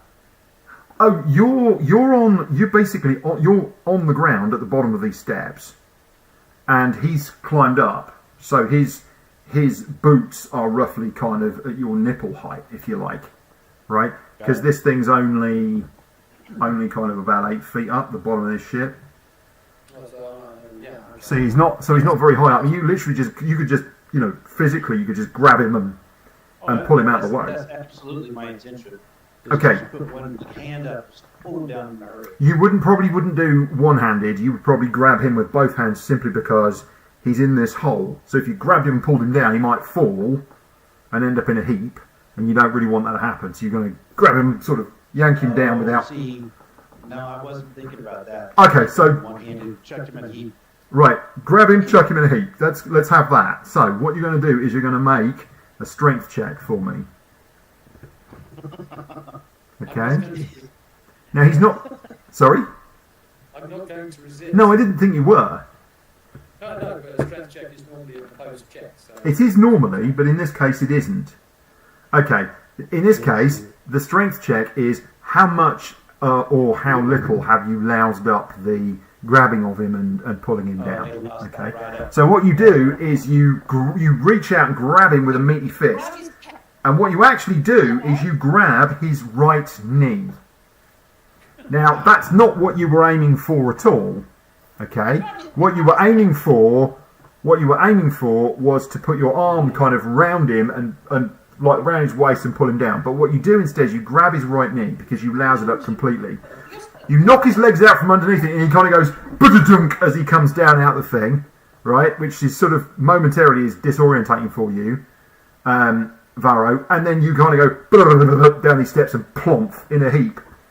The good news is that you then see this weapon swing past, and you hear yelling. Okay, but you're now in a heap. You could have given me a big wedgie. So Could have been worse. So you're looking on the positive side. That's good. Okay, All right. so what we're going to do is, Varro, you pick yourself up. The two of you are at the bottom of the steps. We're going to start again from the top of the initiative order. Okay. The rest of you are far enough away. You're not seeing this go on. You've gone. Okay. Just so we're absolutely clear. Good. Right. So we're back to the top of the initiative order. The two of you are up on your feet. If you want weapons out, you can do that. That's not a problem. What are you going to do? Lovelore, it is your go. Okay. I cast a side eye at Varro to see what it looks like he's moving towards doing. Mm-hmm. And I'm gonna. This didn't work out so well for me last time, where I thought that his body language was saying, "Go kill everybody." That's it, So- blame me. I think it's good. I think it's to point out that the two murderers are you two. Oh, well, I know. Yeah, fair enough. I was just backing Nobody else landed a blow. It was you two. So you are the murderers. So you know. Very good.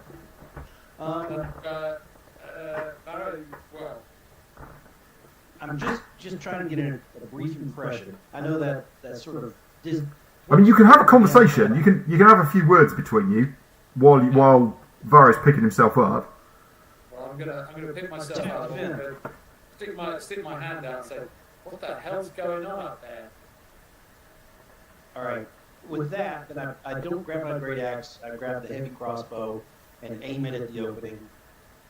Okay. And I Okay, take hold, the hold ready on. action. Yeah, hold on, Lovelord. I don't know what's going on yet. Let's not assault anyone.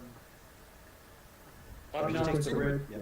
this Dragonborn guy over in the office. He might even still be watching us. He isn't actually. Isn't he? Okay. No, he isn't. So you say there's yelling from up above. Who's yelling and what are they yelling about? Does it sound like they're having an argument or shouting insults at us? What's going on?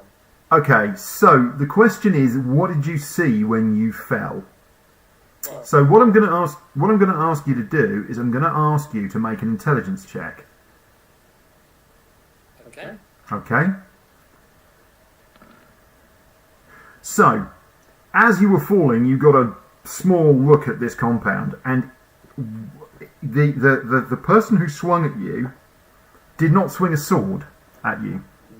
They swung some kind of kosh, and they were dressed in a uniform. It's not a uniform you'd ever seen before, but it's definitely a uniform. Probably not military, but you're not entirely sure what it might be. It's light. It's a light sand and grey coloured uniform. You didn't really get a good look at them. Medium-sized, male, female. You're not exactly sure, but they swung this kosh at you. Okay. So getting back to this yelling, Mm-hmm. what were they yelling? So as far as you could tell, the yelling that was going on inside was, they've made us get the ground team.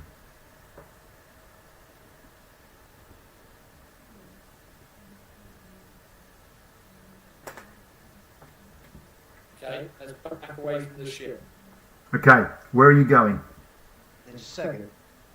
If you can describe for us, John, we're sort of underneath this vessel. So You are. As we move out, are there weapons on this thing that they then depress and poke and pop fire at us as we're getting away, or are we? No, you think probably that much like your ship, it is from an arms and armour perspective, or from an arms perspective, it's probably just got a small weapons deck up top that may well have a ballista or something of that nature. It's not bristling with weapons. You know, it's more a simple defensive measure. You hadn't actually particularly noticed one, but that's not to say that there isn't one. All right. And to be honest with you, firing a ballista at you guys would be hard work. It would take a while. Yeah. It wasn't like there was a bunch of people up top kind of hanging around going, Yeah. how you doing? You know, you would have noticed that on the way over him. That wasn't happening. Expeditiously retreat either to our ship or to one of those alleys over there. I would say The alleys are a way away. You are out on the apron of this spaceport. It's going to take you a couple of minutes of running to get away to the town. Your ship is much closer. let's go to our ship now and say, Yeah. agreed. Okay. Did Shaggy give you the key? Just checking. It's a good question. I'm going to assume that you've got more than one copy. Seems like a reasonable assumption, doesn't it? Well, it's making sense. Yeah. I think it would be unreasonable to assume anything, but he's disappeared very cleverly. Have you noticed that? He's off into the distance. Okay. So the two of you set out a dead run and back towards the ship. Okay. As you are running, a bunch as I mentioned, there's a ramp that comes down on the back that basically acts as a door at the back, but then falls down and becomes a ramp. That's coming down. It's quite slow, and you can see there's a bunch of people, and they're all in there again, dressed in these uniforms, and they're yelling at you, and then whoever it was that tried to take a swipe at you, a couple of them come down out of the thing and come down the steps, and a couple of them, and they turn and they're running towards you. You think there's about 8 of them, all dressed in these uniforms, and one of them is shouting, "Stop! Stop! Murderers! Stop!" The two of you were like, What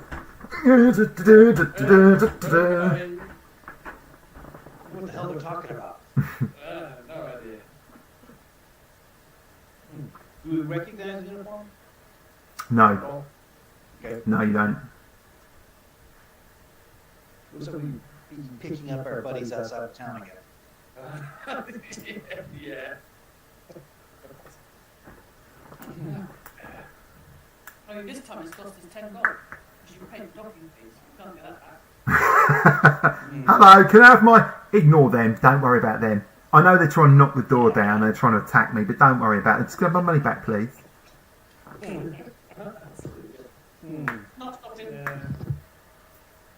So, yeah, you leg it back to the ship, and you unlock the door, and you pile through and slam. And they are also at a dead run coming across towards you. But you get there basically because you were given enough time to work out what was going on. You get there sufficiently ahead of them. You get in the ship, you slam the door closed, and you lock it behind you, and you swarm up. Now, what are you going to do? You're now on the ship. What's your next move?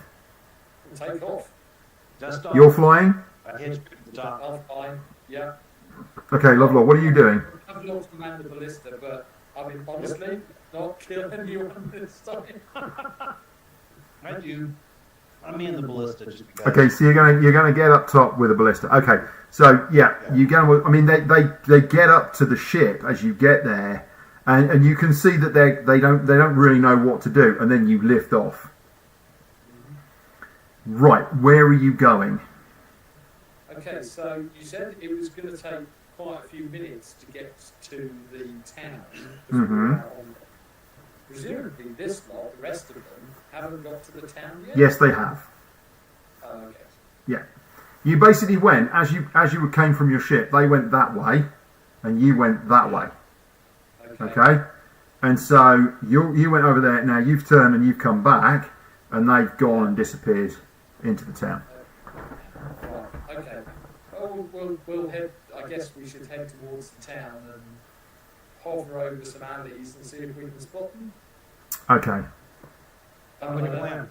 all right. Um, We'll pause your story there. You've taken off. You're heading towards the town. Okay. I really refrained. I want you to know. So, Shaggy, JL, Megan. You've walked across this hot, dry apron, and you've gone past the cafe and round the corner, and you're now heading into and past a bunch of buildings, and larger and smaller buildings, and you're now heading towards kind of there's a main street that goes up into the town, and you can see there's kind of vendors at the sides of the road. There's these tents. They've basically got tents set up, and they're kind of sitting underneath them, and their wares are in the shade, but it is still brutally hot. There's a whole bunch of people. You can also see buildings. Some of the buildings look to be workshops, and people making things for stuff in the spaceport. And you're pretty sure you're going to find some bars and some eateries and other things as you get further in. Would you all please make perception checks for me?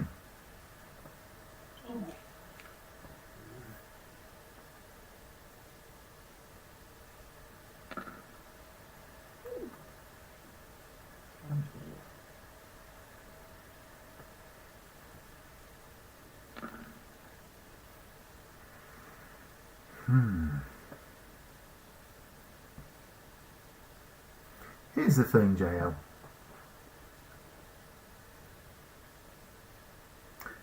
You have a lot of experience that other people don't have in quite the same way. You spent a lot of time in towns and cities. You spent a lot of time just wandering about and observing the way that towns and cities work, the way that people move, observing their behaviours, the way that they flock, they move together in groups. And what you've noticed as you walk up this street is that there is traffic, there is foot traffic, there's people walking about. There's not really any other, there's not kind of any carts or anything like that. There are some carts about, but what you've noticed is that there's foot traffic. But you also noticed that despite the fact that there are the vendors lining both sides of the street and up against, kind of close up, not quite up against the walls, some of them are up against the walls, some of them a little bit further kind of in towards the street. You notice that everybody,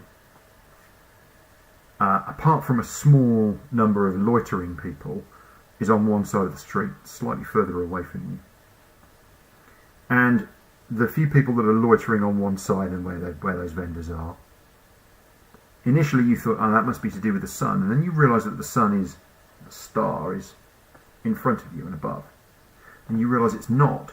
What you would have put to being, that's the shady side, that's the not shady side, isn't like that at all, because actually the sun is directly in front of you and is beating down the entire length of this road. And what you see in the distance on the right is a side alley. And down that side alley, you just notice that there's a spotter. And they're watching you. They seem to be dressed in some sort of uniform, and they are watching you and your companions as you walk up the street. You see them. They're far enough away, and you're aware enough that you're only right at the beginning of the street. There's enough room to get away from them. But they are definitely watching you. And you are intensely suspicious of a number of the patrons who are hanging around on that right-hand side. You think there's probably, of the 6 people, you think they're probably all part of, just because of their body language and just because of the subtle way that they're moving. They're good, they're all good, but they're not as good as you, and you spot them. You can see them. The left-hand side of the road, you even notice a few of those people seem to be just acting a little differently, like they're avoiding the other side. Like they've been told to. Everyone's acting mostly naturally, but you just pick up on those subtle little clues. Megan, you're feeling something's wrong here as well, but you can't quite put your finger on what. Shaggy, you're like, you lot are weird, you humanoids. I don't really get you. Do we see any hat vendors close by? See where Because definitely, if it were me, the thing I would be thinking of is I've still got to buy myself a hat. Yes. I give up, guys. I really do. No, there's a reason. Are there any hat vendors nearby? Fairly close. You'd need to get a little bit further down the road on the right-hand side. But yeah, there is a hat vendor. That'll take you closer to the people that are watching you, of course.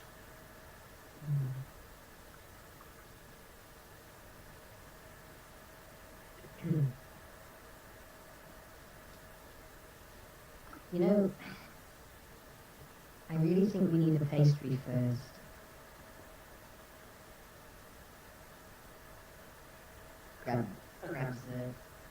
Grabs Megan's shoulder slightly. I think we should get a pastry first. Pastry sounds nice, yes. I could go for a snack. I don't know what I ate last. It's not fun shopping on an empty stomach. Definitely not. Shaggy? I look at the bike and go, the hat stand is literally just there. I can see. The pastry shop is.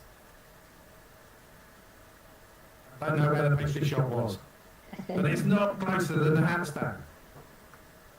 Why do we need pastries first? Let's go and get the hats. You'll feel better with a pastry first. Listen to the wise words of our young friend here. Something tells me she speaks a great truth.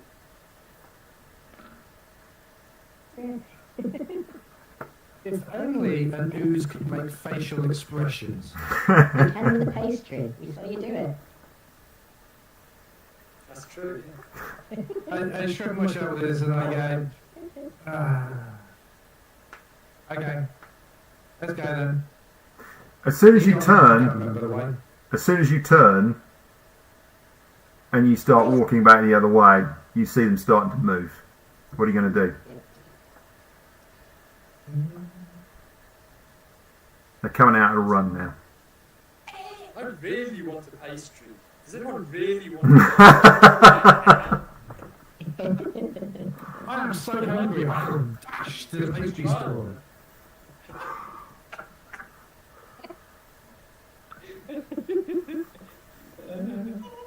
Smithers, I just massage my want to brain. make them just take off in a sprint if that's what they do. And I'm like, are they really that desperate for a freaking pastry? The cakes weren't that good. I'm trying to think of what we can.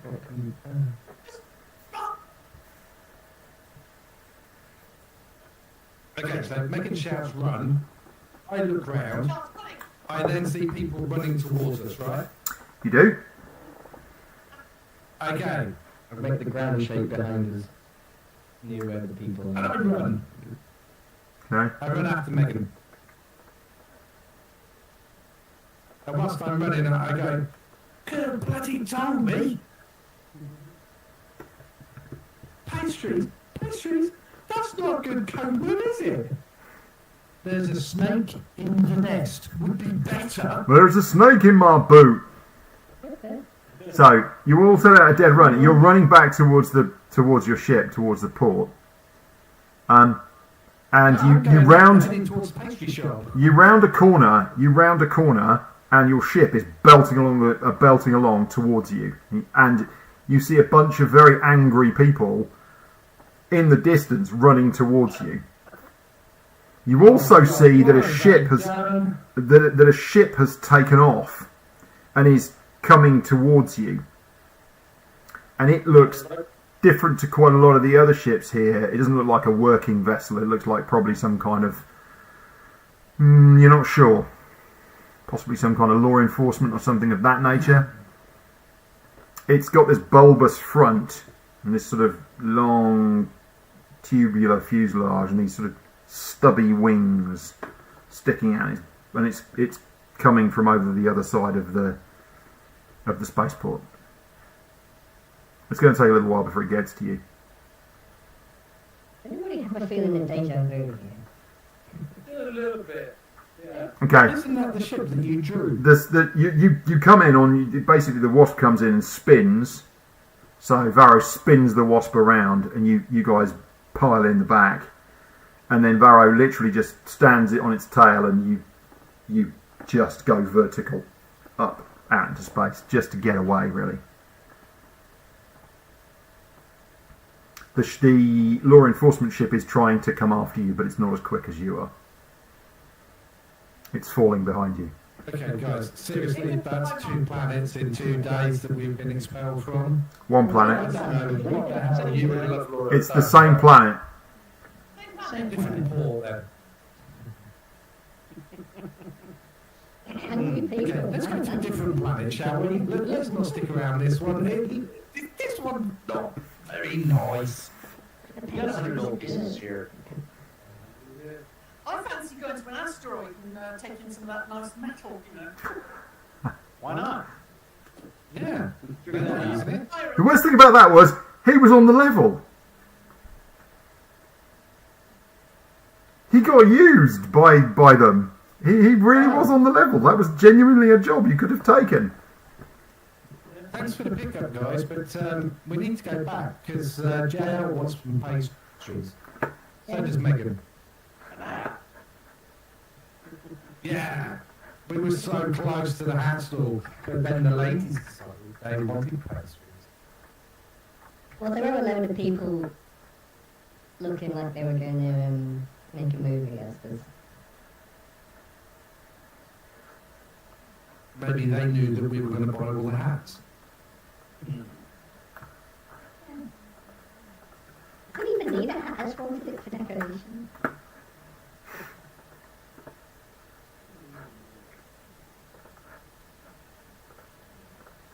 I don't care where we go next.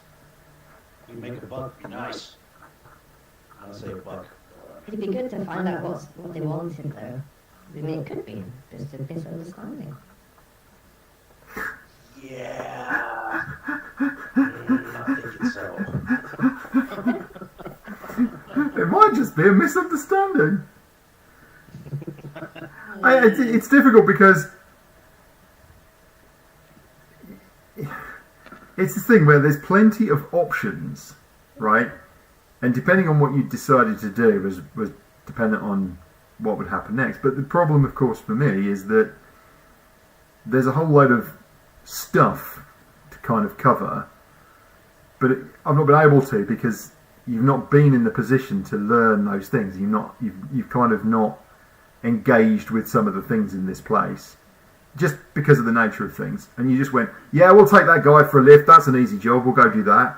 Because you definitely shouldn't be suspicious of a random wizard who you meet in not a bar, but it might, you meet in an inn, but it might as well be, who goes, yeah, I'll give you 100 gold for a 2-day job. I mean, definitely not as suspicious in any way, shape or form for that. So anyway, there we are. It doesn't matter. Who knows how many people We got an encounter. Technically, we've had 2 encounters tonight because we've sorted the wizard out and then we've evaded the... You have, in fact, had 2 encounters. And by the way, I'm getting Error 401 unauthorized missing signature Yeah, I got that one. on the Varnish cache on that first bit of media there, Pete. So I have no idea why that's not coming up. I tried to put a picture on there earlier. 12 more. Yeah.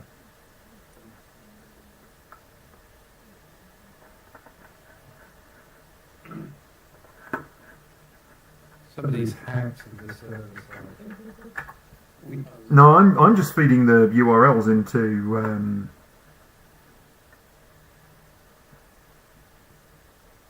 I'm just feeding the URLs into the. Just put the URL in the browser. And that's not working. So Yeah. The Varnish Cache is giving me a 401. Unauthorised. He's very unauthorised. Always has been. Anyway, The party seems to be doing things that are not expected. well, I suppose it depends on what you mean by not expected, really. I mean, the first unexpected things was you guys suddenly attacking a bunch of people without, like, talking to them first. I mean, don't get me wrong. If you walked into into some, cave or some, dungeon room, and there are a bunch of people, standing around or, kind of suddenly rising out of their coffins and attacking you or something, I would expect you to attack. I think that's perfectly fine. But, Yeah. Lovelore was trying to read Varro's body language, and I'm not sure it worked out very well. Wish Jail read the situation, didn't know what to do. Didn't know what to do. We should go back. These are a bunch of wimps. We're going to knock a couple of them over. They'll leave us alone. No, not so much. If I hit them with my enormous axe, I'm sure they won't be angry in any way, shape, or form. Yeah, I mean, it makes sense. Perfect sense, right? Anyway, so that's all gone really well. Now what? Like I said, let's find a different planet and let's look for some. The absolute best thing about this so far is that I've only written about 9 different adventures, of which you've done a tiny bit of one and a tiny bit of another one. Well, that's because you keep chasing us out of town. No, I don't keep chasing you out of town. You keep chasing yourselves out of town. I'm merely the facilitator of your fuck-ups, not the actual, not the actual source of them. Oh. Okay, so they can see us on the ship. Can we see them on the ground? Who? Compatriots running down the road towards the port. I think we're on the ship. Yeah. So there was the bit where I said that you guys climbed on board, and then Varro stands the ship on its tail, and you're basically flying straight out the atmosphere to get out of there as fast as possible. And then the law enforcement ship was coming after you, but it was slower than you, and you were pulling away from it. So that's where you were. You were pulling out. You were heading out into space. It was going to take you a while, but you were getting there at speed. Maybe we can come back when it's calmed down. The thing is, You see the. once we get to space, we'll be able to just disappear from them. They won't know which way we've gone. Correct. Yeah. Okay, so did we see this the law enforcement ship? We don't know. I don't know.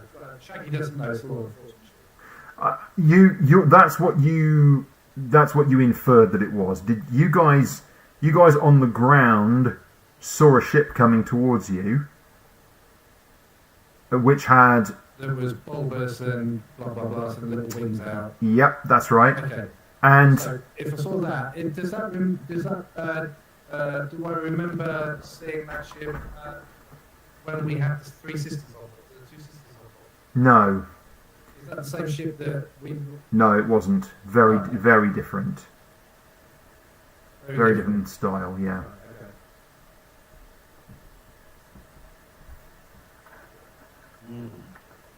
okay. So right now, Responsible for. Sorry, go on. no, you go.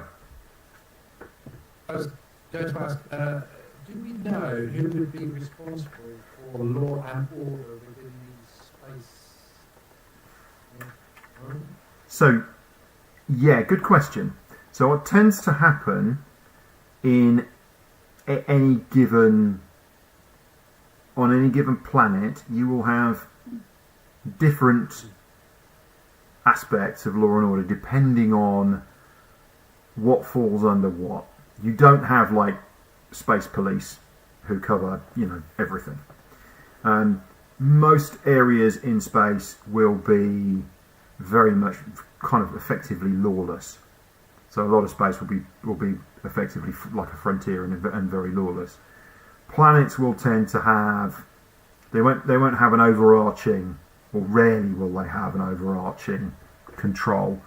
The big exception to that really is Enchant. Enchant has the main continent, and the kind of the airspace of Enchant is pretty much managed by in effect by the kingdom that sits at the centre of Enchant. Having said that, that's not universal coverage, but they will generally cover most of the area of Enchant. That's pretty much the only planet that does. Zat-Qatar has a number of overlapping areas that are mainly, as I say, are these areas kind of at the poles. They're not quite at the poles, but they're kind of just on the edge of the polar regions, north and south. And they're literally kind of towns and cities and stuff that there's not really any cities. So where you've just been is one of the larger towns, and one of the largest spaceports, the largest spaceport on the north side of the planet. And then you've got weird settlements kind of out in the desert and stuff like that. So there's not really any one law enforcement group there on Zat-Qatar. Baal is mysterious and you don't know what's going on. Hovus, the gas giant at the edge of the Lusan system, has these strange floating creatures in its atmosphere, and they don't have a civilization. Ranthus has elves, and the elves manage their airspace around Ranthus. As for Vedika, March, each of the islands has, kind of covers their own airspace, but not the whole not the planet as a whole. Shelter is a mess, so you could get shot at by one side or another, or you could end up in a kind of involved in a firefight, or you might be absolutely fine. There are some safe routes in and out of Shelter, but it's problematic. Sunium's Belt, as you know, Craxis is fairly safe, but that's completely lawless. Oot, well, ask Lovelar about Oot. And of course, then you've got the Protostar Tane at the edge. And so there's not really any kind of one law enforcement authority. There's not an authority for any one of this. It's all just a patchwork of things all the way across the systems. So from that then, we would also know that we can't just park up on another planet and basically go to the board and won't necessarily know what's going on something else. So basically, like in a computer game, you would have a tracker board, and it would have bounties on that tracker board that you can see, and then you've got a way of paying multiplying or whatever, or just leaving the bounty against you. We've got no way of actually, without going back to the planet we just come from, to then walk into the sheriff's department and go, hey, why were you after us? What did we do? And also, if Varro's told us that, or if Lovelar's told us that somebody tried to decapitate him, or however he wanted to describe it, why did you try and murder us? Well, no. Well, two points there. One, no one tried to decapitate me. Apparently, it was a kosh that someone was attacking me with, so they're trying to knock me unconscious. Second thing is, we killed someone.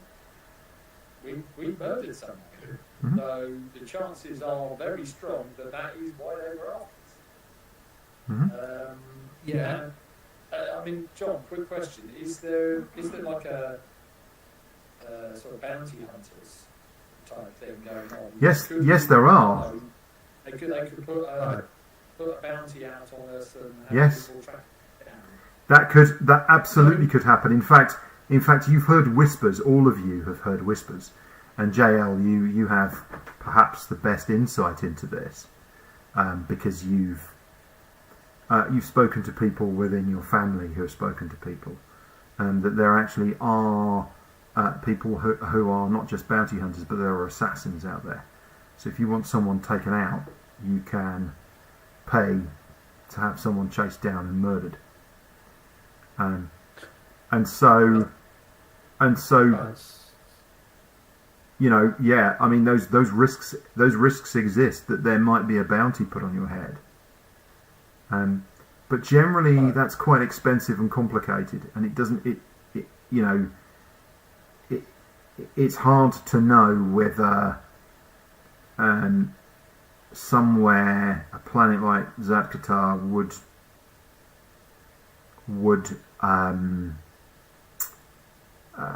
you know, kind of engender that kind of response, whether the people there would engender that kind of response.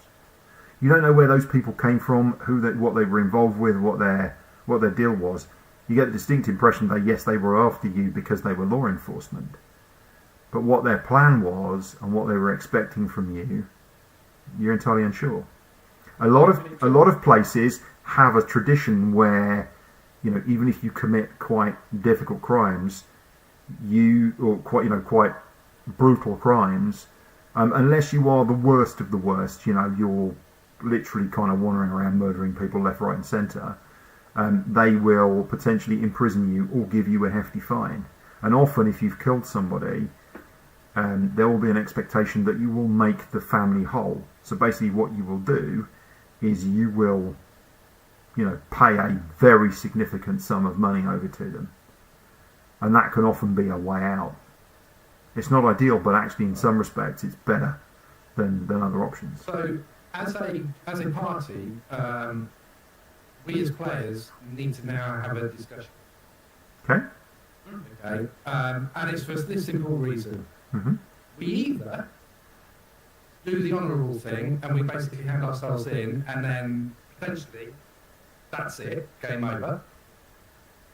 Okay, Mm-hmm. because we haven't got the money to make reparations or anything like that. Or Mhm. we basically ignore that system completely and do everything else elsewhere. Therefore, Not the system. Won't come after us. Or the planet, whatever. Yeah. You know, so we basically avoid it completely. Then we can get back on, and this again is players, okay, not characters. Then that means we can get back on track, trying to have roleplay, gaming, without every time we come towards the 9 o'clock mark, we're being chased off the planet by the law, which is quite honestly a little bit crap. So, me for one, I don't want to dispose of my character just because Lovelore axed somebody to death and Barrow shot someone. Definitely don't want that, because... So, I'm going to suggest and put forward that we just don't ever go back to that planet. Ever. And if that planet is the only quest that we can pick up, we wait. Well, Or we go somewhere else. How about we go back to Craxis? Because there were some other quests available on Craxis. Leads the. Yeah, I mean, it's a lawless planet, apparently, isn't it? So we won't get hounded. It's in Salim's Bell, but it's the least lawless place in Salim's Bell. But we won't go to the Red Swan because the innkeeper was the dick. Yeah, go to the more expensive. So sensitive for an innkeeper, he was really sensitive.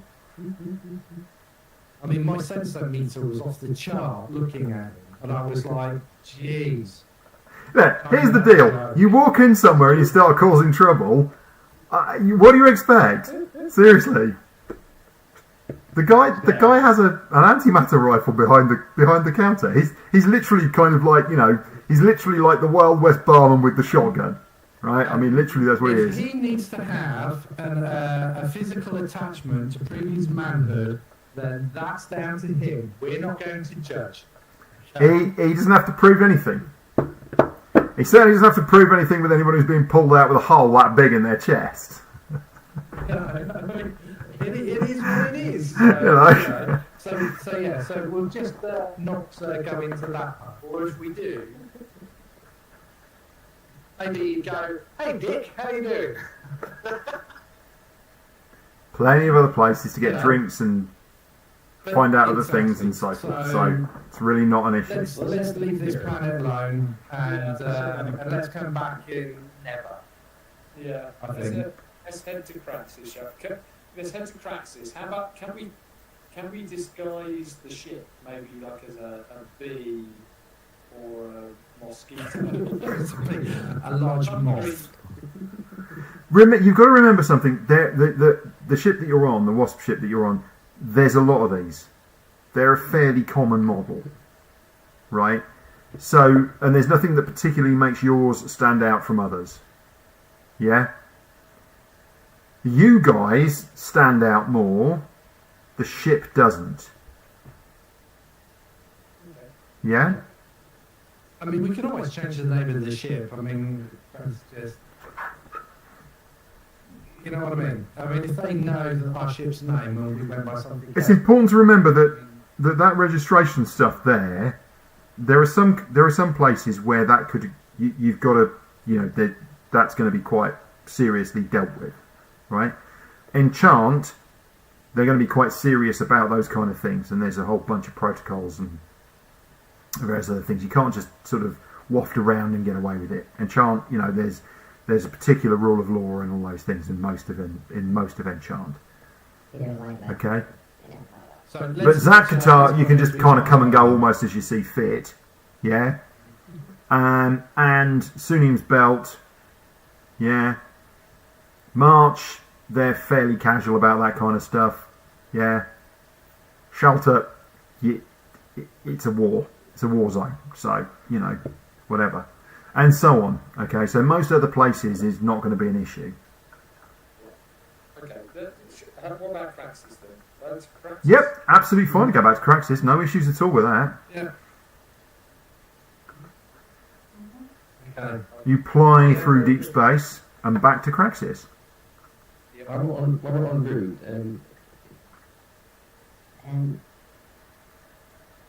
Joel goes up to Megan. and says, could you teach me how to carve?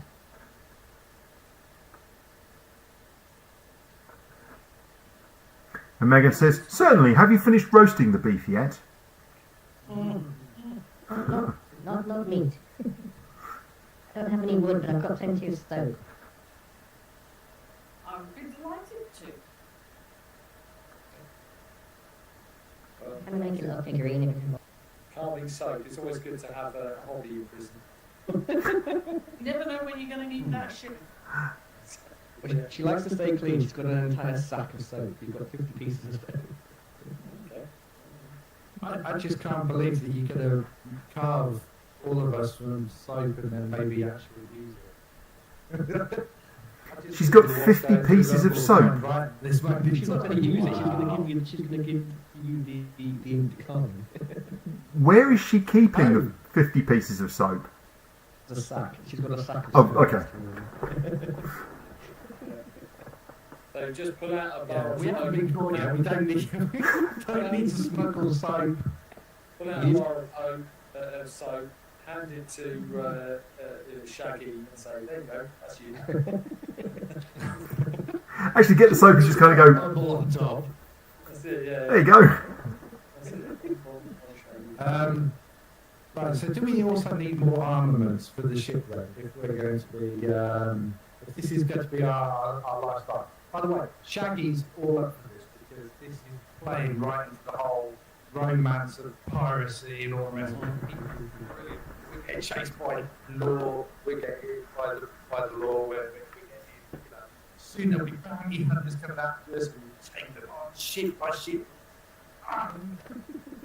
He's absolutely loving this whole thing, but he can also see kind of a little bit petrified by the fact that we have like so quick that we're now having to burn a planet which potentially has weapons.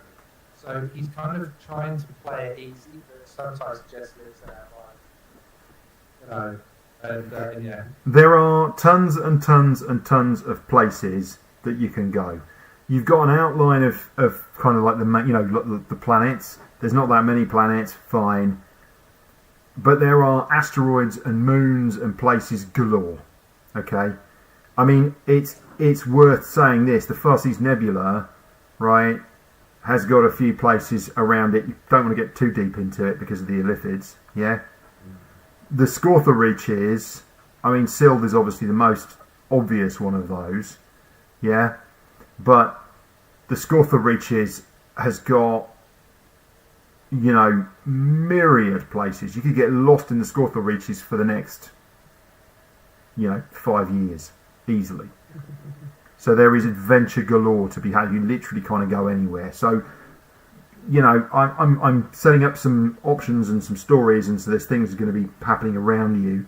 But you really do have whatever choices.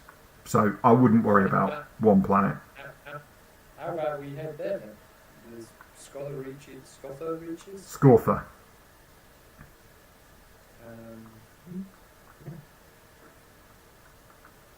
Sounds like we're not doing so well in civilization. Well, do you want to start with Craxis? Because that's where you were going anyway, so that's fine. Yeah. And when you say civilization, I mean, Zaxxatar's not exactly a civilised place, is it, Lovelaw? It's not exactly what we would call civilised. Experiences there. Yeah. She's supposed to be good at talking. She's supposed to make a living out of communicating with people. Gone well so far. Well, these things happen. Yeah. So, you land on Craxis. And you pay your 1 gold piece fee. Nothing else is a lot cheaper than. You only need to pay one a day at a time. Yeah. But if you miss a payment, or if you don't pay up, that can get you in trouble. So, they're happy to take more than 1 day's fee. Yeah. We'll just pay one. We might have to leave in a hurry. Let's not pay one.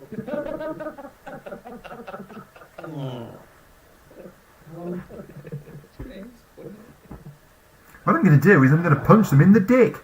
But they're the king of fucking straight in the dick. That's what we're going to do. Yeah. I know. Here we go. Yeah. It's JL. She's been showing that bloody picture around again. Well, actually, this might be a good place to show the. This actually might be a good place to show the picture around. Do you want to do that, JL? Maybe speak to some of the porters and stuff. Yeah, because it was this end of the journey, wasn't it? The encounter. It was, yeah. Yeah. The ship had obviously followed us from here. Yeah. I follow JL. That's where we find out that this is a police Yeah. ship. And it was following the Law law. Yeah, I give JL enough room to not be messed with. So, but keep an eye. If someone tries to mess with her, I'll step in. Okay. All right. So what you do is you're just picking your way through the port, and this is. I mean, it's so different, right? It's warm and comfortable here in terms of warm and comfortable here. You're perfectly fine. It is not like the boiling heat. It's mostly lit by lamplight, simply because of where you are. You're not turned towards the sun, but you're picking up a few rays from the star here. And it's strange because, of course, you've basically got this night behind you, you've got the pinpricks of starlight throughout that, and the sort of little wisps of nebula and other things. And it just feels so different, and actually it feels a lot more to all of you. It just feels more comfortable. It just feels like a nicer place to be. A desert planet was just it set most of you. It set your teeth on edge. Even you, JL, who the heat really just didn't affect you like it did everyone else. It was just wrong. It was that sort of place. It just didn't. It never really felt right. And particularly you, Lovelore. It was, throughout the entire time you were there, you had this pinched look on your face, as if you were hunted, and you were constantly looking over your shoulder, as if trouble was coming towards you, even when it wasn't. It's not really surprising that you waded in. You're just everything. Your nerves are right on a hair trigger. Misreading Varro, no big surprise. No big surprise at all. Just simply because you were so keyed up throughout the entire process. And here, you just feel that weight drop off. You feel a lot more relaxed. You're picking your way through the spaceport and jail. You spot there's a gaggle of porters, and they're just sort of sat around, and they seem to be having some pipe, and clouds of quite pleasant smelling smoke is sort of blowing around them, and they're sitting and they're talking, and you realise that it looks like they're having a meal.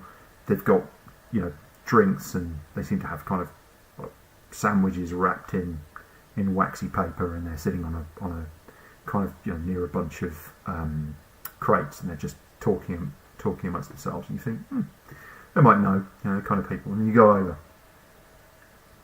you head towards them. Floor is yours. They got the talks on the arm of any of them, or all of them? Nope. No, Okay. I haven't. She'll make she'll fill the alchemy jug with honey, and she'll say,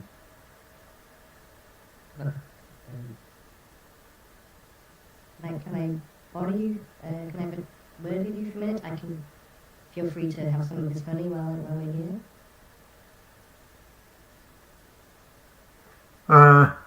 Bit strange, but honey? I prefer beer. Hey! Yes, madam. Do you need something heavy lifting? No. Oh.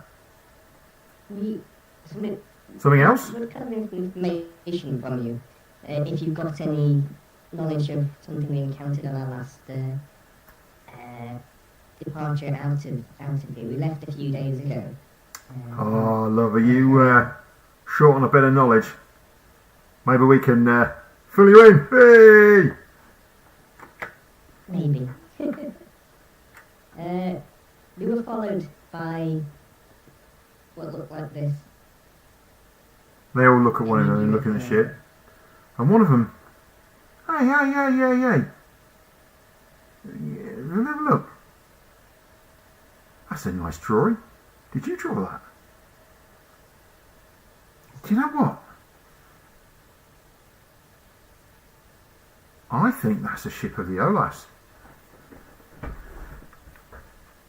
Yeah. Okay. Yeah. They're a strange bunch. Does that ring any bells? That's a very good question. Does it ring any bells for you? So I think you're going to need to make a history roll. She's not bad at history, actually. Ship of the Olas. Of the OLAS. Ship of the Olas, yeah. Oh, apparently she's not good at this bit of history. Yeah, it's just not coming to you. You're going to think you're going to need to ask around a few other places. Yeah, they make these metal ships. Steam powered. Strange, gnomish technologies. Weird things. They belch out smoke. Yeah, there's a lot of that. Dangerous, the The Olas. people we were carrying were terrified. I'm not surprised. Yeah, and the rest of them are like, what are you talking about? Ah, yeah. Look. He beckons you over. Look. Maybe if you're going to ask around, just be careful. Alright? The Olas have a bad reputation. Nobody knows where they come from, but their ships are often seen. just We, out in space we flying. we turned around to confront them, and they turned tail and ran. So we didn't get too close, but They ran. Well, they obviously didn't want to confront you. Those things are armed to the teeth. Look, I used to serve on a freighter. We used to see the OLAS out there sometimes, just in the void. They would watch. Some of their ships, smaller. But I had heard from a friend of mine who had a friend on another freighter that they'd seen one that was the size of a city. I don't know if it's true, but that's the rumour. They're a strange cult. Nobody knows much about them. But one thing is for sure. No one has ever been on board one of those things and returned to tell the tale. And some people have had very, very dangerous encounters.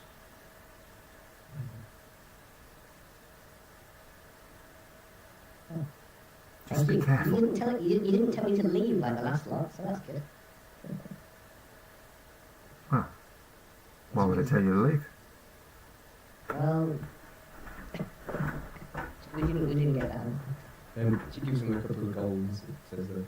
Thank you for the information. And you can go. I haven't got beer in my jug today, but if you want to get some beer, go on. Feel free. Lads! And they're like, whoa, hey! And he's like, right.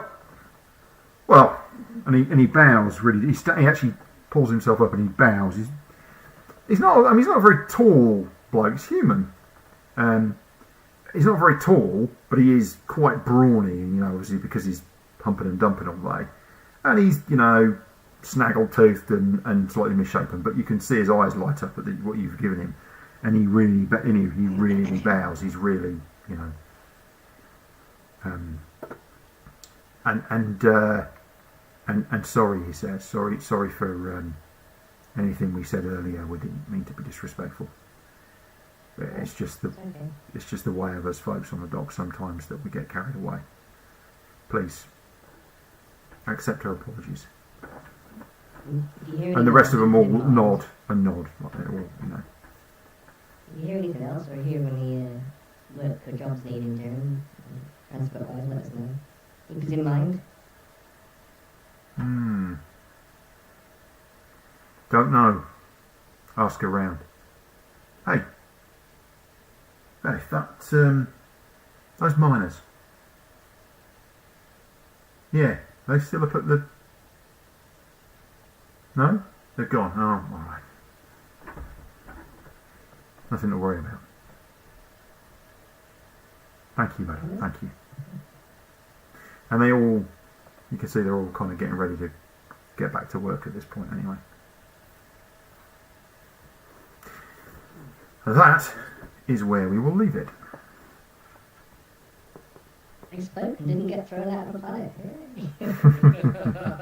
I was half expecting mine for when he says I'm for you to go to my wedding go. I should think so too, spawn over there. Don't do it again. Careful with your words. I want to just try something. Oh, he's pink. Oh, he's getting his pink shirt on. This is this is high quality streaming entertainment for those watching. No, he's gone and he's decided not to go pink. I think it's probably time that we left the stream for this week, and I think we're set up nicely in Craxis, ready for next week. And so I think it's good night from us, and we will see you all next week.